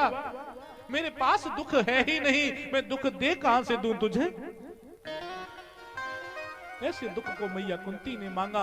कारण कुंती विचार कर रही है कि प्रभु जब जीवन में सुख आ जाता है तो व्यक्ति महाराज घमंड के मारे गोविंद को भूल जाता है कि दुख में सुमिरन सब करें और सुख में करे न कोई, और जो को सुख में करे तो दुख काहे को होए। लेकिन महाराज हम भूल जाते हैं जब दुख आता है, विपत्ति आती है, तब हमें भगवान की याद आती है। और जैसे ही महाराज थोड़ी सी हंसी खुशी जीवन में आई कि हम भूल गए, इतराते फिरते हैं अरे भगवान ने क्या कर दिया, ये कुछ नहीं, वो तो हमारा खुद का पुण्य है जो हम ऐसे हो गए, बोले हमारे कर्म है जो हम ऐसे हो गए। लेकिन नहीं, जब कोई अच्छा काम करते हैं तो प्रशंसा अपनी चाहते हैं कि फलाना काम हमारे बेटे ने कर दिया, ये काम हमने खुद कर दिया। और जब कोई विपत्ति आ जाए कि हे भगवान जितने ने कहा कर दो। कोई काम बिगड़ जाए तो भगवान ने बिगाड़ दिया, और अच्छा काम हो जाए अरे वो तो हमारी मेहनत का फल है, तब आप करते हो। लेकिन मैया कुंती सिर्फ यही बात तो विचार कर रही है कि मैं जो विपत्ति में क्यों मांग रही हूं। महाराज जब हनुमान जी से पूछा गया कि हनुमान जी सबसे बड़ी जो विपत्ति है तो विपत्ति क्या है, तो कह हनुमंत विपत्ति प्रभु सोई। कही हनुमंत विपत्ति प्रभु सोई, कही हनुमंत विपत्ति प्रभु सोई, कही हनुमंत विपत्ति प्रभु सोई। रघुपति भजन जब तब सुमिरन भजन होई, जब तब सुमिरन भजन होई। तो आज हनुमान जी ने महाराज सुंदर उस विपत्ति के बारे में बता दिया कि हनुमंत विपत्ति प्रभु सोई, जब तब भजन सुमिरन न होई। तो महाराज सबसे बड़ी विपत्ति जीवन में कौन सी है कि जिस समय भगवान को भूल जाए, उससे बड़ी विपत्ति संसार में कोई नहीं महाराज। तो मैया कुंती सिर्फ यही बात चाहती है कि प्रभु मेरे पास दुख आते रहेंगे तो मैं आपको भूलूंगी नहीं गोविंद, बस मैं यही वर मांगती हूँ।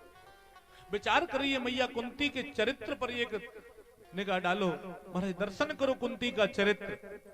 जब कुंती का जन्म हुआ तो महाराज कहां हुआ?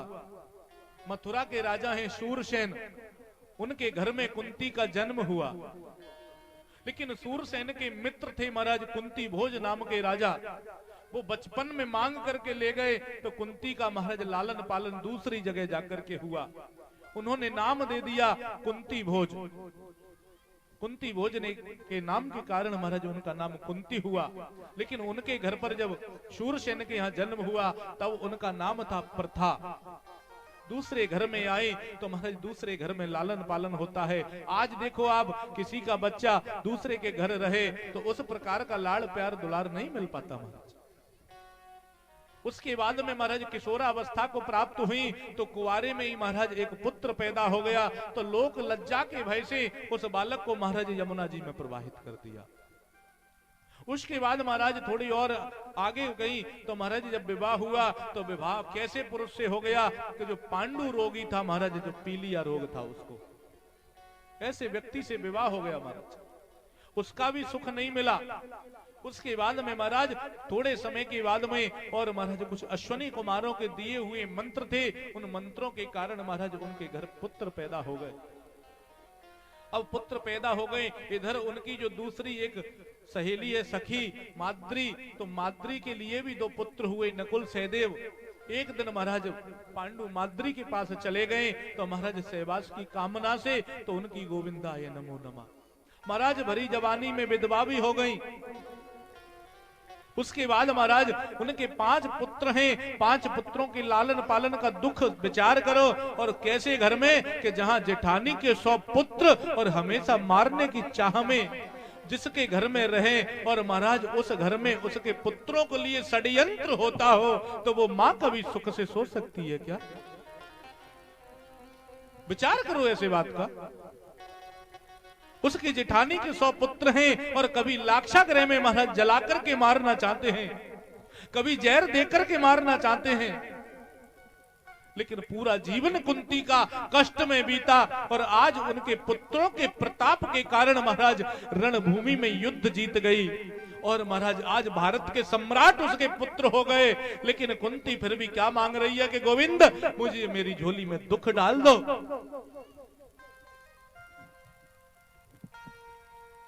अंततः महाराज मेरे गोविंद ने कह दिया कि बुआ मेरे पास में दुख है ही नहीं, मैं दुख कहां से दे दूं? मेरा नाम तो आनंद है और जो जीव एक बार मेरा दर्शन कर ले तो उसके जीवन में आनंद आ जाता है, मैं दुख कहां से दूं? मेरे पास तो दुख है ही नहीं। तब कुंती ने कह दिया कि प्रभु तो एक काम करो कि बस जिस दिन मेरे कान में ये आवाज आ जाए कि कृष्ण इस धाम को छोड़ करके परम धाम के लिए चले गए, बस मेरी गोविंदाय नमो नमः तुरंत हो जाए महाराज। ऐसा महाराज वर दे दिया और मेरे गोविंद महाराज धीरे धीरे समय व्यतीत होता गया।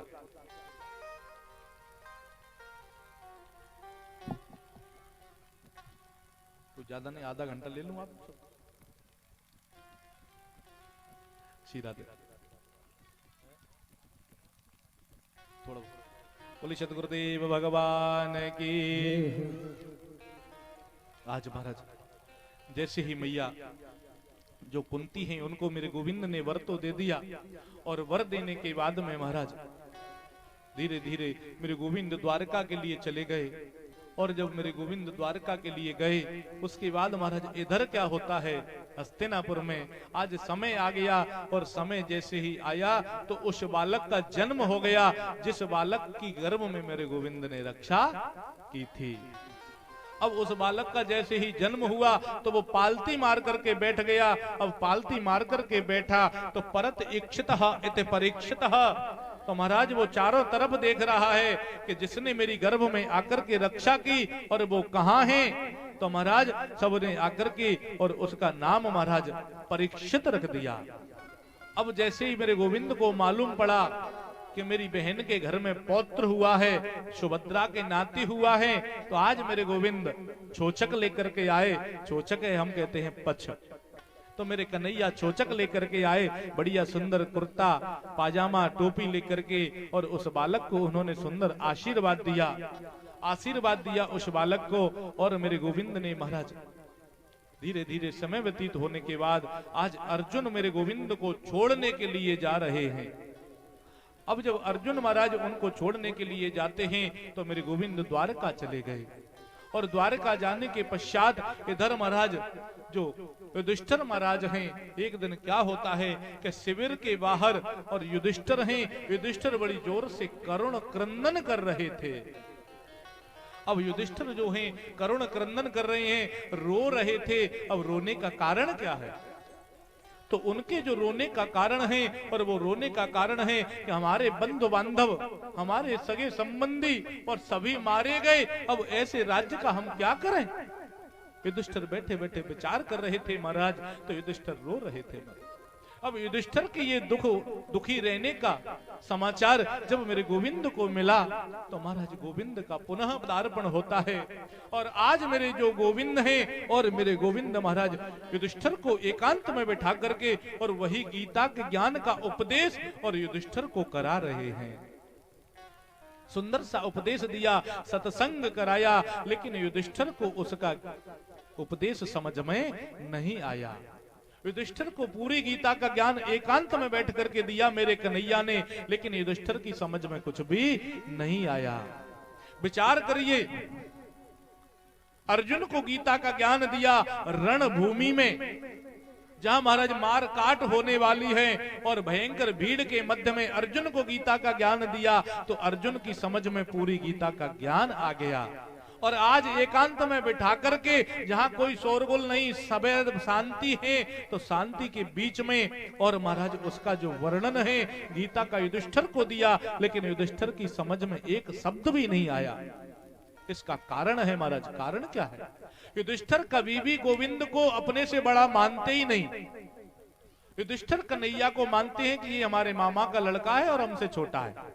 अब जिसके प्रति छोटे का भाव आ जाए कि ये हमसे छोटा है, ये हमको क्या समझाएगा, तो उसकी बात का महाराज समझ में आएगी ही नहीं। वो कितनी भी अच्छी बात कहें, लेकिन फिर भी हम क्या समझते हैं कि हमको अनुभव कुछ जाता है। ऐसा विचार करके महाराज जैसे ही उन्होंने विचार लिया, तो तुरंत महाराज जैसे ही, अब तो कन्हैया की समझ में आ गया कि मेरे से ये समझेंगे नहीं, इनको तो भीष्म बाबा के माध्यम से ही उपदेश दिलाना पड़ेगा। आज कन्हैया सभी पांडवों को साथ में लेकर के और द्रौपदी को साथ में लेकर के महाराज भीष्म बाबा के पास पहुंचे हैं, और भीष्म बाबा के पास जाकर के महाराज नमस्कार करते हैं। तो भीष्म बाबा के सामने जैसे पांडव हैं और मेरे गोविंद कह रहे हैं कि बाबा नमस्कार। क्या बोले? नमस्कार। क्या बोले? बाबा आपके पौत्र हैं और ये भारतवर्ष के सम्राट बन चुके हैं, इसलिए अब राजा हैं, ये राज करेंगे, तो इनको कुछ राज धर्म का महाराज कुछ उपदेश कर दो। तो भीष्म बाबा ने उनको 3 बातें बताई कि दान धर्मान, राज धर्मान, मोक्ष धर्मान विभागशः। सर्वप्रथम उन्होंने दान की महिमा बताई कि राजा का जो कर्तव्य है कि अपने राजकोष से सदैव दान करते रहना चाहिए। कि क्यों? कि दान करने से धन उत्तरोत्तर बढ़ता है। और दान की महिमा कि वह धन धन्य प्रथम गति जाकी, कि जो हमारे पास जो धन है उस धन की महाराज 3 गतियां होती हैं। और 3 गति कौन कौन सी? पहली होती है दान, दूसरी होती है भोग, और तीसरी होती है नाश।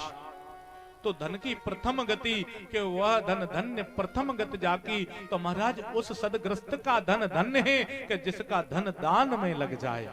कारण क्या महाराज? दान करें धन ना घटे, जो सहाय रघुवीर, और तुलसी पंक्शन के पिए घटे न शरता नीर। जिस प्रकार महाराज तुलसी है, तो महाराज तुलसीदास जी भी बता रहे हैं कि समुद्र का जल और जो नदी का जल है, पंछी अगर उसमें से एक चोंच मार दें तो महाराज वो घटता नहीं। उसी प्रकार महाराज ये धन है, और धन हमारा किसी सेवा में लगे और दान में लगे तो महाराज वो धन कभी घटता नहीं। और दूसरी गति होती है उस धन की भोग, कि अगर आप खर्च नहीं कर सकते, दान नहीं कर सकते, तो महाराज उसका भोग करो। अर्थात उस दान को महाराज भोग करना, उपयोग कर लो। ऐसा ना हो कि जीवन पर्यंत कमा कमा करके मर जाएं और पता पड़े मेले को चले कपड़े पहन के हमेशा फिरते रहें। उसका भोग करो, सुंदर वस्त्र पहनो, सुंदर आओ जाओ, बढ़िया तीर्थ यात्रा आदि करो। तो महाराज ये जीवन है आपका, तो सुंदर भोग करो। और भोग भी नहीं कर सकते आप, आपने दान जीवन में किया नहीं और भोग उस धन का किया नहीं, तो तीसरी जो गति होती है उस धन की, वो आपको करनी नहीं पड़ती, अपने आप हो जाती है। उस धन का तीसरा हो जाता है नाश। और नाश कैसे दिखाई देता है धन का? आपको नहीं करना पड़ता कि पूत कपूत तो क्यों धन संचय, और पूत सपूत तो क्यों धन संचय। आप कमाने में लगे हो और इकट्ठा करने में लगे हो। अगर आप अपने पुत्र के लिए कमा के रख के जा रहे हो तो गलत रख के जा रहे हो। अगर वो सपूत है तो महाराज उसे आपके धन की आवश्यकता नहीं पड़ेगी, और अगर कपूत है तो तुम रख के चले जाओ, उसको सबको मेंट डालेगा महाराज। इसलिए किसके लिए लगे हो? सपूत है वो कमा लेगा, कपूत है वो मेंट डालेगा। इसलिए किसी के लिए मत करो, अपने जीवन को बस सुधारो। दूसरी चीज, धन की जो विकृति, धन में भी महाराज विकृति आ जाती है। जैसे कि पूजा करते हैं, पता पड़ा पूजा रिजेक्शन कर गई, दवाई लेने जाते हैं, पता हुआ कि दवाई रिजेक्शन कर गई। ऐसे ही धन की विकृति हमें कहां दिखाई देती है कि अगर कोई कुआं है और कुएं से हमने 2-4 साल जल को नहीं खींचे तो उसमें काई पड़ जाती है, कीड़े पड़ जाते हैं महाराज, तो उसमें विकृति आ जाती है उस जल में। उसी प्रकार धन में विकृति आ जाती है कि अगर हम धन को दान में नहीं लगाएंगे, धर्म में नहीं लगाएंगे महाराज, तो आपके घर में महाराज आप देखो, किसी के घर में लूले लंगड़े पैदा हो जाए, गूंगे पैदा हो जाए महाराज, तो ये क्या है? ये धन की विकृति है।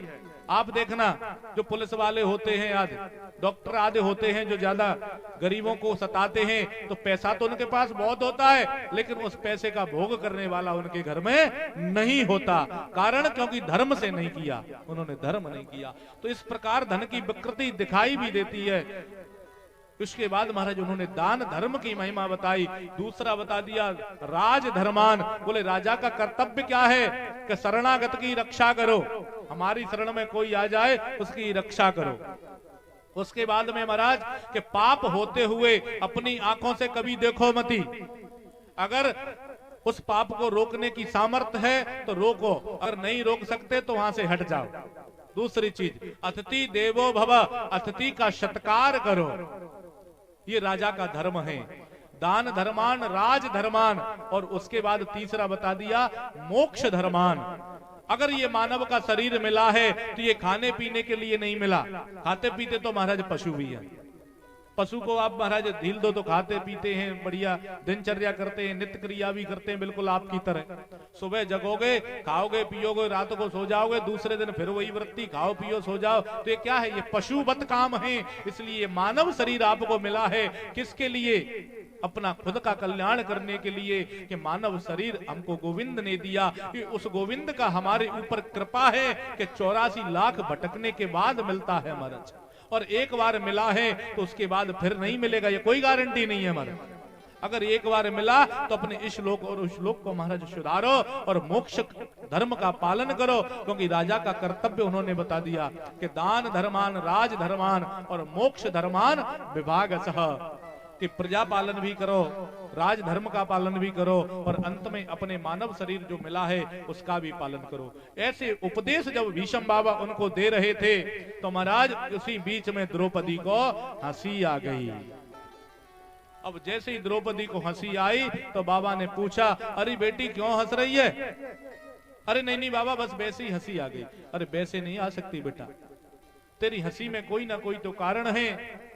अकारण के अक्षय कुल की जो बहू होती है फालतू में नहीं खिलखिलाती महाराज, हंसी में कोई ना कोई कारण है। माता बहनों को फालतू नहीं हंसना चाहिए हमारे, कोई विशेष कारण है, शादी विवाह उत्सव है, हर्षोल्लास का समय है, तो हमारे जो वहां हंसो। अब जब द्रौपदी को हंसी आई तो उन्होंने पूछा, तो द्रौपदी की हंसी का कारण पूछा। अरे बाबा कोई बात नहीं, वो तुम्हें वैसे ही हंसी आ गई, वैसे नहीं आ सकती। जब बार बार पूछा तो आज द्रौपदी ने कह दिया कि बाबा एक बात बताओ, आज आप धर्म का उपदेश दे रहे हो कि पाप आंखों के सामने मती देखो। जिस समय दुशासन मेरी साड़ी को खींच रहा था उस समय महाराज सबसे बुजुर्ग आप थे उस सभा में, फिर आपने पाप होते हुए क्यों देखा? आपने पाप देखा और आज आप उपदेश कर रहे हो। ये द्रौपदी के बाण, अर्जुन के जो बाण हैं वो शरीर में छिदे हैं बाबा के, लेकिन उतना कष्ट नहीं है जितना आज इन द्रौपदी के व्यंग्य बाणों से हो रहा है महाराज। बाबा की अंतरात्मा कष्ट हो गई और आज बाबा द्रौपदी से कह रहे हैं कि बेटा यथा अन्न तथा मन, जैसा खाओगे अन्न वैसा बनेगा मन। तो बेटा मैंने दुर्योधन का दूषित अन्न में खा रहा था और उस दूषित अन्न के कारण मेरी बुद्धि विकृत हो गई थी उस समय। और आज मैं 54 दिन से इस बाणों की सैया पर विराजमान हूं, तो 54 दिन से मेरे शरीर से दुर्योधन का खाया हुआ जो रक्त है वो पूरा बह गया और निकल गया। आज मेरा शरीर पवित्र है, इसलिए मैं उपदेश कर रहा हूं। राघवेंद्र से और रावण का युद्ध चल रहा था, पूरी निशाचर सेना समाप्त हो गई। अंत में जब कोई नहीं बचा तो कुंभकर्ण को जगाया। अब कुंभकर्ण जब जग करके सामने आ गया, बोले मुझे क्यों जगाया गया? उसने पूरा वृतांत बता दिया। अरे दो वनवासी हैं और वो आए युद्ध कर रहे हैं। अब जैसे ही जानकी जी के हरण की पूरी कहानी कुंभकर्ण को मालूम हुई और विभीषण के जाने की खबर उनको हुई, तो विभीषण को कुंभकर्ण आशीर्वाद देता है और रावण से क्या कहता है कि जगदम्बा हरि आन सठ अब चाहत कल्याण। आज कुंभकर्ण जो छोटा भाई है और उसने बड़े भाई रावण को सठ कह दिया, महामूर्ख। जगदम्बा पराम्बा मां भगवती और जगत जननी का हरण करके तू लाया है और कल्याण की कामना करता है। जा भगवती को ले जा और जाकर के राम के चरणों में माफी मांग तो तेरा कल्याण हो जाएगा। रावण की समझ में आ गया कि अभी निद्रा से खुला है और ये इस तरह की बातें कर रहा है। बोले इसका मन बदलो पहले। तो मन कैसे बदलेगा? तो महाराज उसने 1 कुंटल मांस की व्यवस्था की, 1 कुंटल मदिरा की व्यवस्था की और जैसे ये मांस मदिरा उसको खिला दिया तो तुरंत कुंभकर्ण सामने से आ गया कि बोल भैया किससे लड़ना है बता। तो ये होता है अन्न का प्रभाव। तो महाराज जब द्रौपदी से इस प्रकार की वार्ता चल रही थी, उसी क्षण महाराज ये अन्न का प्रभाव भीष्म बाबा ने बता दिया। उसके बाद महाराज भीष्म बाबा मेरे गोविंद से कह रहे हैं, अरे गोविंद कन्हैया मेरे सामने आ जाओ। आज महाराज जैसे ही गोविंद सामने आ जाते हैं तो मेरे भीष्म बाबा सुंदर सी बात कर रहे हैं कि गोविंद धन्य है तुम्हारे लिए कि कितनी कृपा करते हो भक्तों पर, कि जब मैंने प्रतिज्ञा ले ली आज जो न हरि शस्त्र कहा हूं तो लाजो गंगा जननी को और शांतन सुत न कहा हूं। और ये प्रतिज्ञा मैंने दुर्योधन की वजह से ली थी। दुर्योधन ने एक दिन युद्ध के बीच में मुझ पर आरोप लगा दिया था कि अरे बाबा आप युद्ध ठीक से नहीं करते, अगर आप चाहते हो तो आप पांडवों को एक दिन में मार देते, लेकिन आज आप युद्ध ठीक नहीं कर रहे हो, पक्षपात करते हो। अब जब दुर्योधन ने मुझ पर आरोप लगा दिया तो मैंने तुरंत प्रतिज्ञा कर ली। अब उस प्रतिज्ञा की लाज रखने के कारण गोविंद आपने अपनी प्रतिज्ञा तोड़ दी प्रभु। अब तो महाराज भीष्म बाबा जैसे भगत ने प्रतिज्ञा कर दी कि लाजो गंगा जननी को शांतन सुत न कहाऊं, आज जो हरि शस्त्र न कहाऊं। अब प्रतिज्ञा भीष्म बाबा एक भगत की प्रतिज्ञा और उधर भगवान की प्रतिज्ञा कि महाभारत का युद्ध हो जाएगा लेकिन मैं अस्त्र शस्त्र धारण नहीं करूंगा। तो प्रबल प्रेम के पाले पड़कर प्रभु को नियम बदलते देखा और अपना मान टले टल जाए पर भक्त का मान न टलते देखा। महाराज मोर वचन चाहे पड़ जाए फीका और संत वचन पत्थर की लीका। भगवान के भक्त हैं संत, और संत की वाणी से महाराज कोई शब्द निकल जाए तो भगवान भी फिर उसको सत्य सिद्ध कर देते हैं।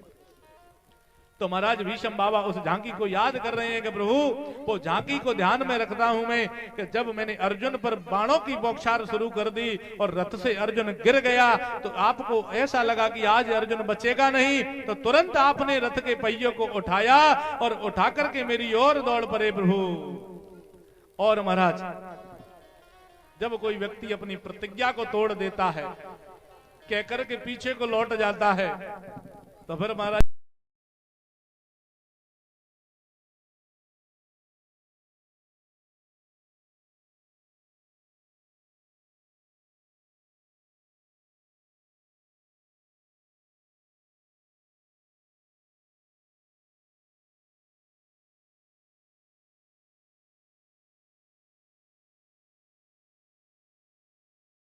हमें जन्म देने वाले जग में हजार हैं और सिंधु खम धरती पास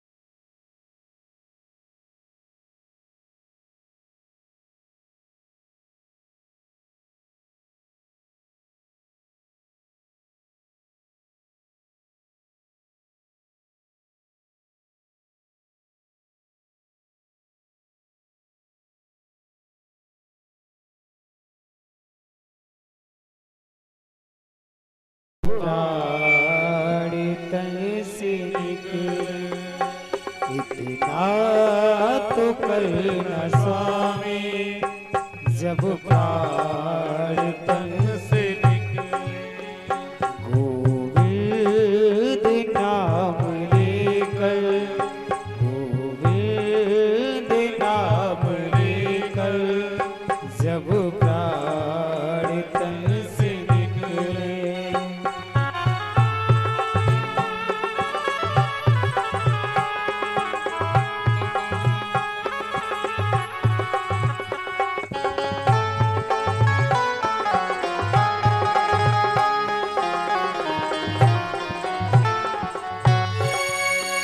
श्री गंगा जी का तट हो, यमुना का वंशीवट हो।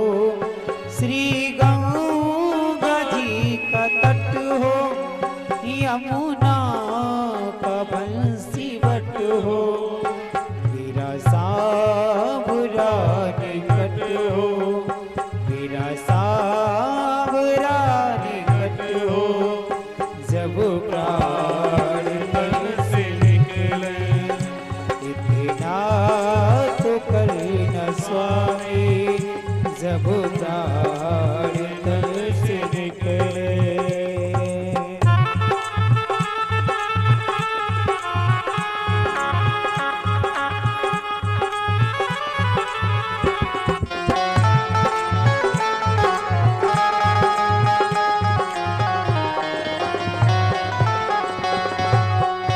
जब प्राण कंठ आवे, कोई रोग ना सतावे। जब प्राण कंठ आवे, कोई रोग ना सतावे। यमदर्श ना दिखावे, यमदर्श ना दिखावे, जब प्राण तन से निकले, इतना तो करना स्वामी, जब प्राण तन से निकले, जब प्राण तन से निकले, जब प्राण तन से निकले।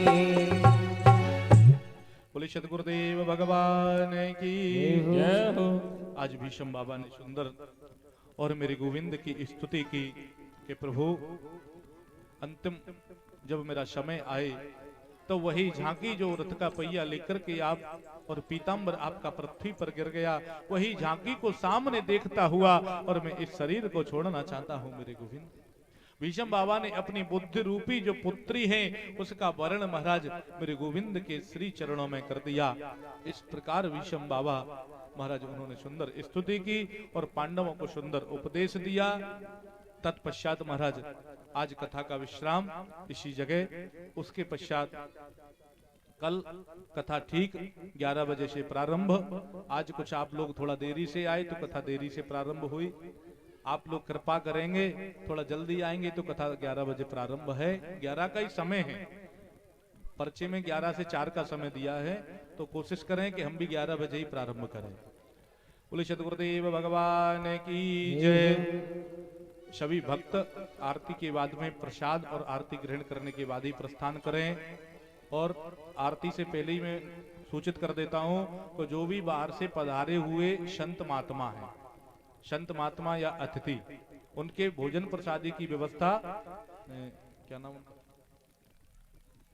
हाँ, संतोषी लाल जी के यहाँ पर भोजन प्रसादी की व्यवस्था है। बरनी वाले सब ब्राह्मण और संत महात्मा जो कोई हो, ठीक है, सभी की भोजन व्यवस्था यहाँ पर सुचारू रूप से चल रही है। उसके बाद में आज की सुबह की जो पूजन की व्यवस्था थी, उन भैया का क्या नाम था,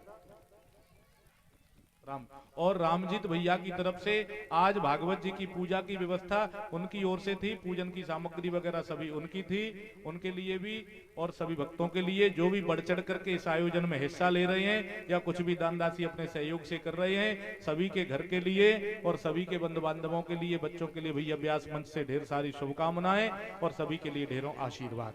ये भागवत जी का आयोजन हनुमान जी की कृपा से और हनुमानपुरा में चल रहा है। किसी व्यक्ति विशेष का नहीं, किसी का निजी नहीं, सभी का आयोजन है। हनुमान जी परीक्षित हैं तो उनकी जगह पर सभी लोग परीक्षित हैं, कोई एक परीक्षित नियुक्त नहीं है हमारा, ठीक है। सभी का आयोजन, सभी बढ़ चढ़ करके हिस्सा लें और अपनी अपनी जिम्मेदारी को स्वयं संभालें। बोले वृंदावन बिहारी लाल की। सभी भक्त अपने यथा स्थान पर खड़े हो जाएं और भागवत जी की आरती करें सब। ओम चंद्रमा मनसो जात चक्षुः सूर्यो वजायतः श्रोत्राद्वायस प्राणस मुखादग्निर्जायतः। श्यामा तेरी आरती कन्हैया तेरी आरती सारा संसार करी है हाथ जोड़ी। श्यामा तेरी आरती कन्हैया तेरी आरती सारा संसार उतारे तेरी आरती। ओ श्यामा तेरी आरती कन्हैया तेरी आरती सारा संसार उतारे तेरी आरती। कन्हैया तेरी आरती सारा संसार उतारे तेरी आरती। ओ सिर पर सोना मुकुट विराजे अलवे जलती माला साजे। सिर पर सोना मुकुट विराजे गले जलती माला साजे। और फूलनी की हार और फूलन की हार करे है हाथी जोड़ के।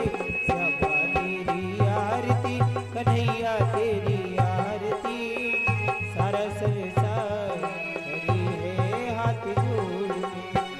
ब्रह्मा दिखते रोयस गावे नारद सारद ध्यान लगावे।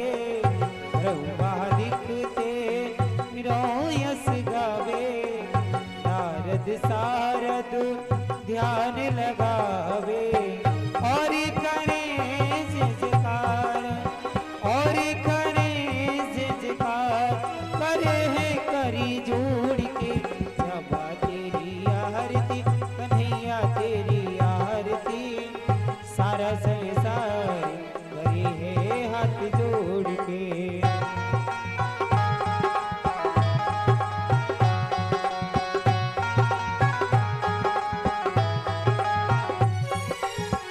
मैं हूँ दीनन दुखिया भारी आया प्रभु जी शरण तुम्हारी।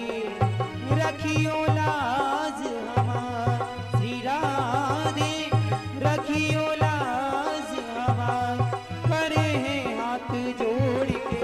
श्यामा तेरी आरती कन्हैया तेरी आरती सारा संसार करी है हाथ जोड़ के। प्रेम सहित जो आरती गावे श्री राधा धब पद पावे। प्रेम सहित जो आरती गावे श्री राधा धब पद पावे। हो जाए बाबू से पार श्री राधे हो जाए बाबू से पार करे है हाथ जोड़ के। श्यामा तेरी आरती कन्हैया तेरी आरती सारा संसार करे है हाथ जोड़ के।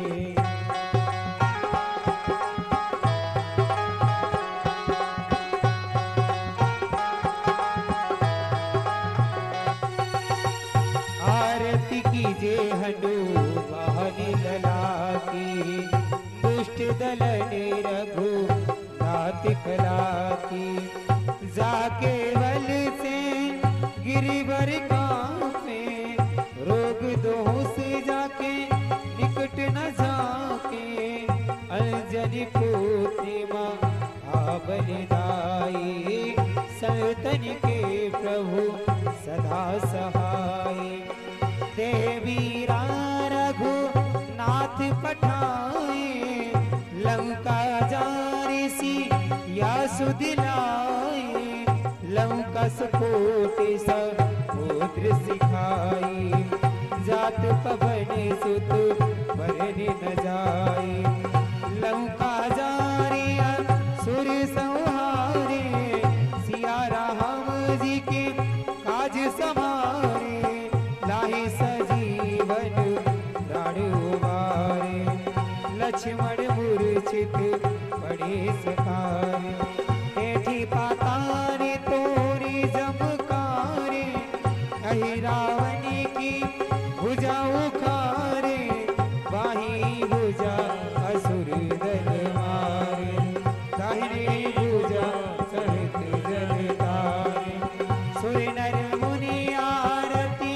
उतारे जय जय जय हनुमान उचारे कंचन थार कपूर लजाई आरती करते अर्चना माई आरती कीजे हनुमान लागे दुष्ट दलन रघुनाथ कलागे कर्पूरी गौरम करुणावतार संसार सार मुझे रहा सधा मजल तमें ध्यान विलदे त्वं भवानी सतम नमामि तुमेव माता जगदा तुमेव बलदो जस्का तुमेव विद्या तुमेव सर्वं गुरुर्ब्रह्मा गुरुर्विष्णु गुरुर्देवो महेश्वरा गुरुर्साक्षात् परब्रह्म तस्मै श्री गुरुवे नमः आरती कीजिए हनुमान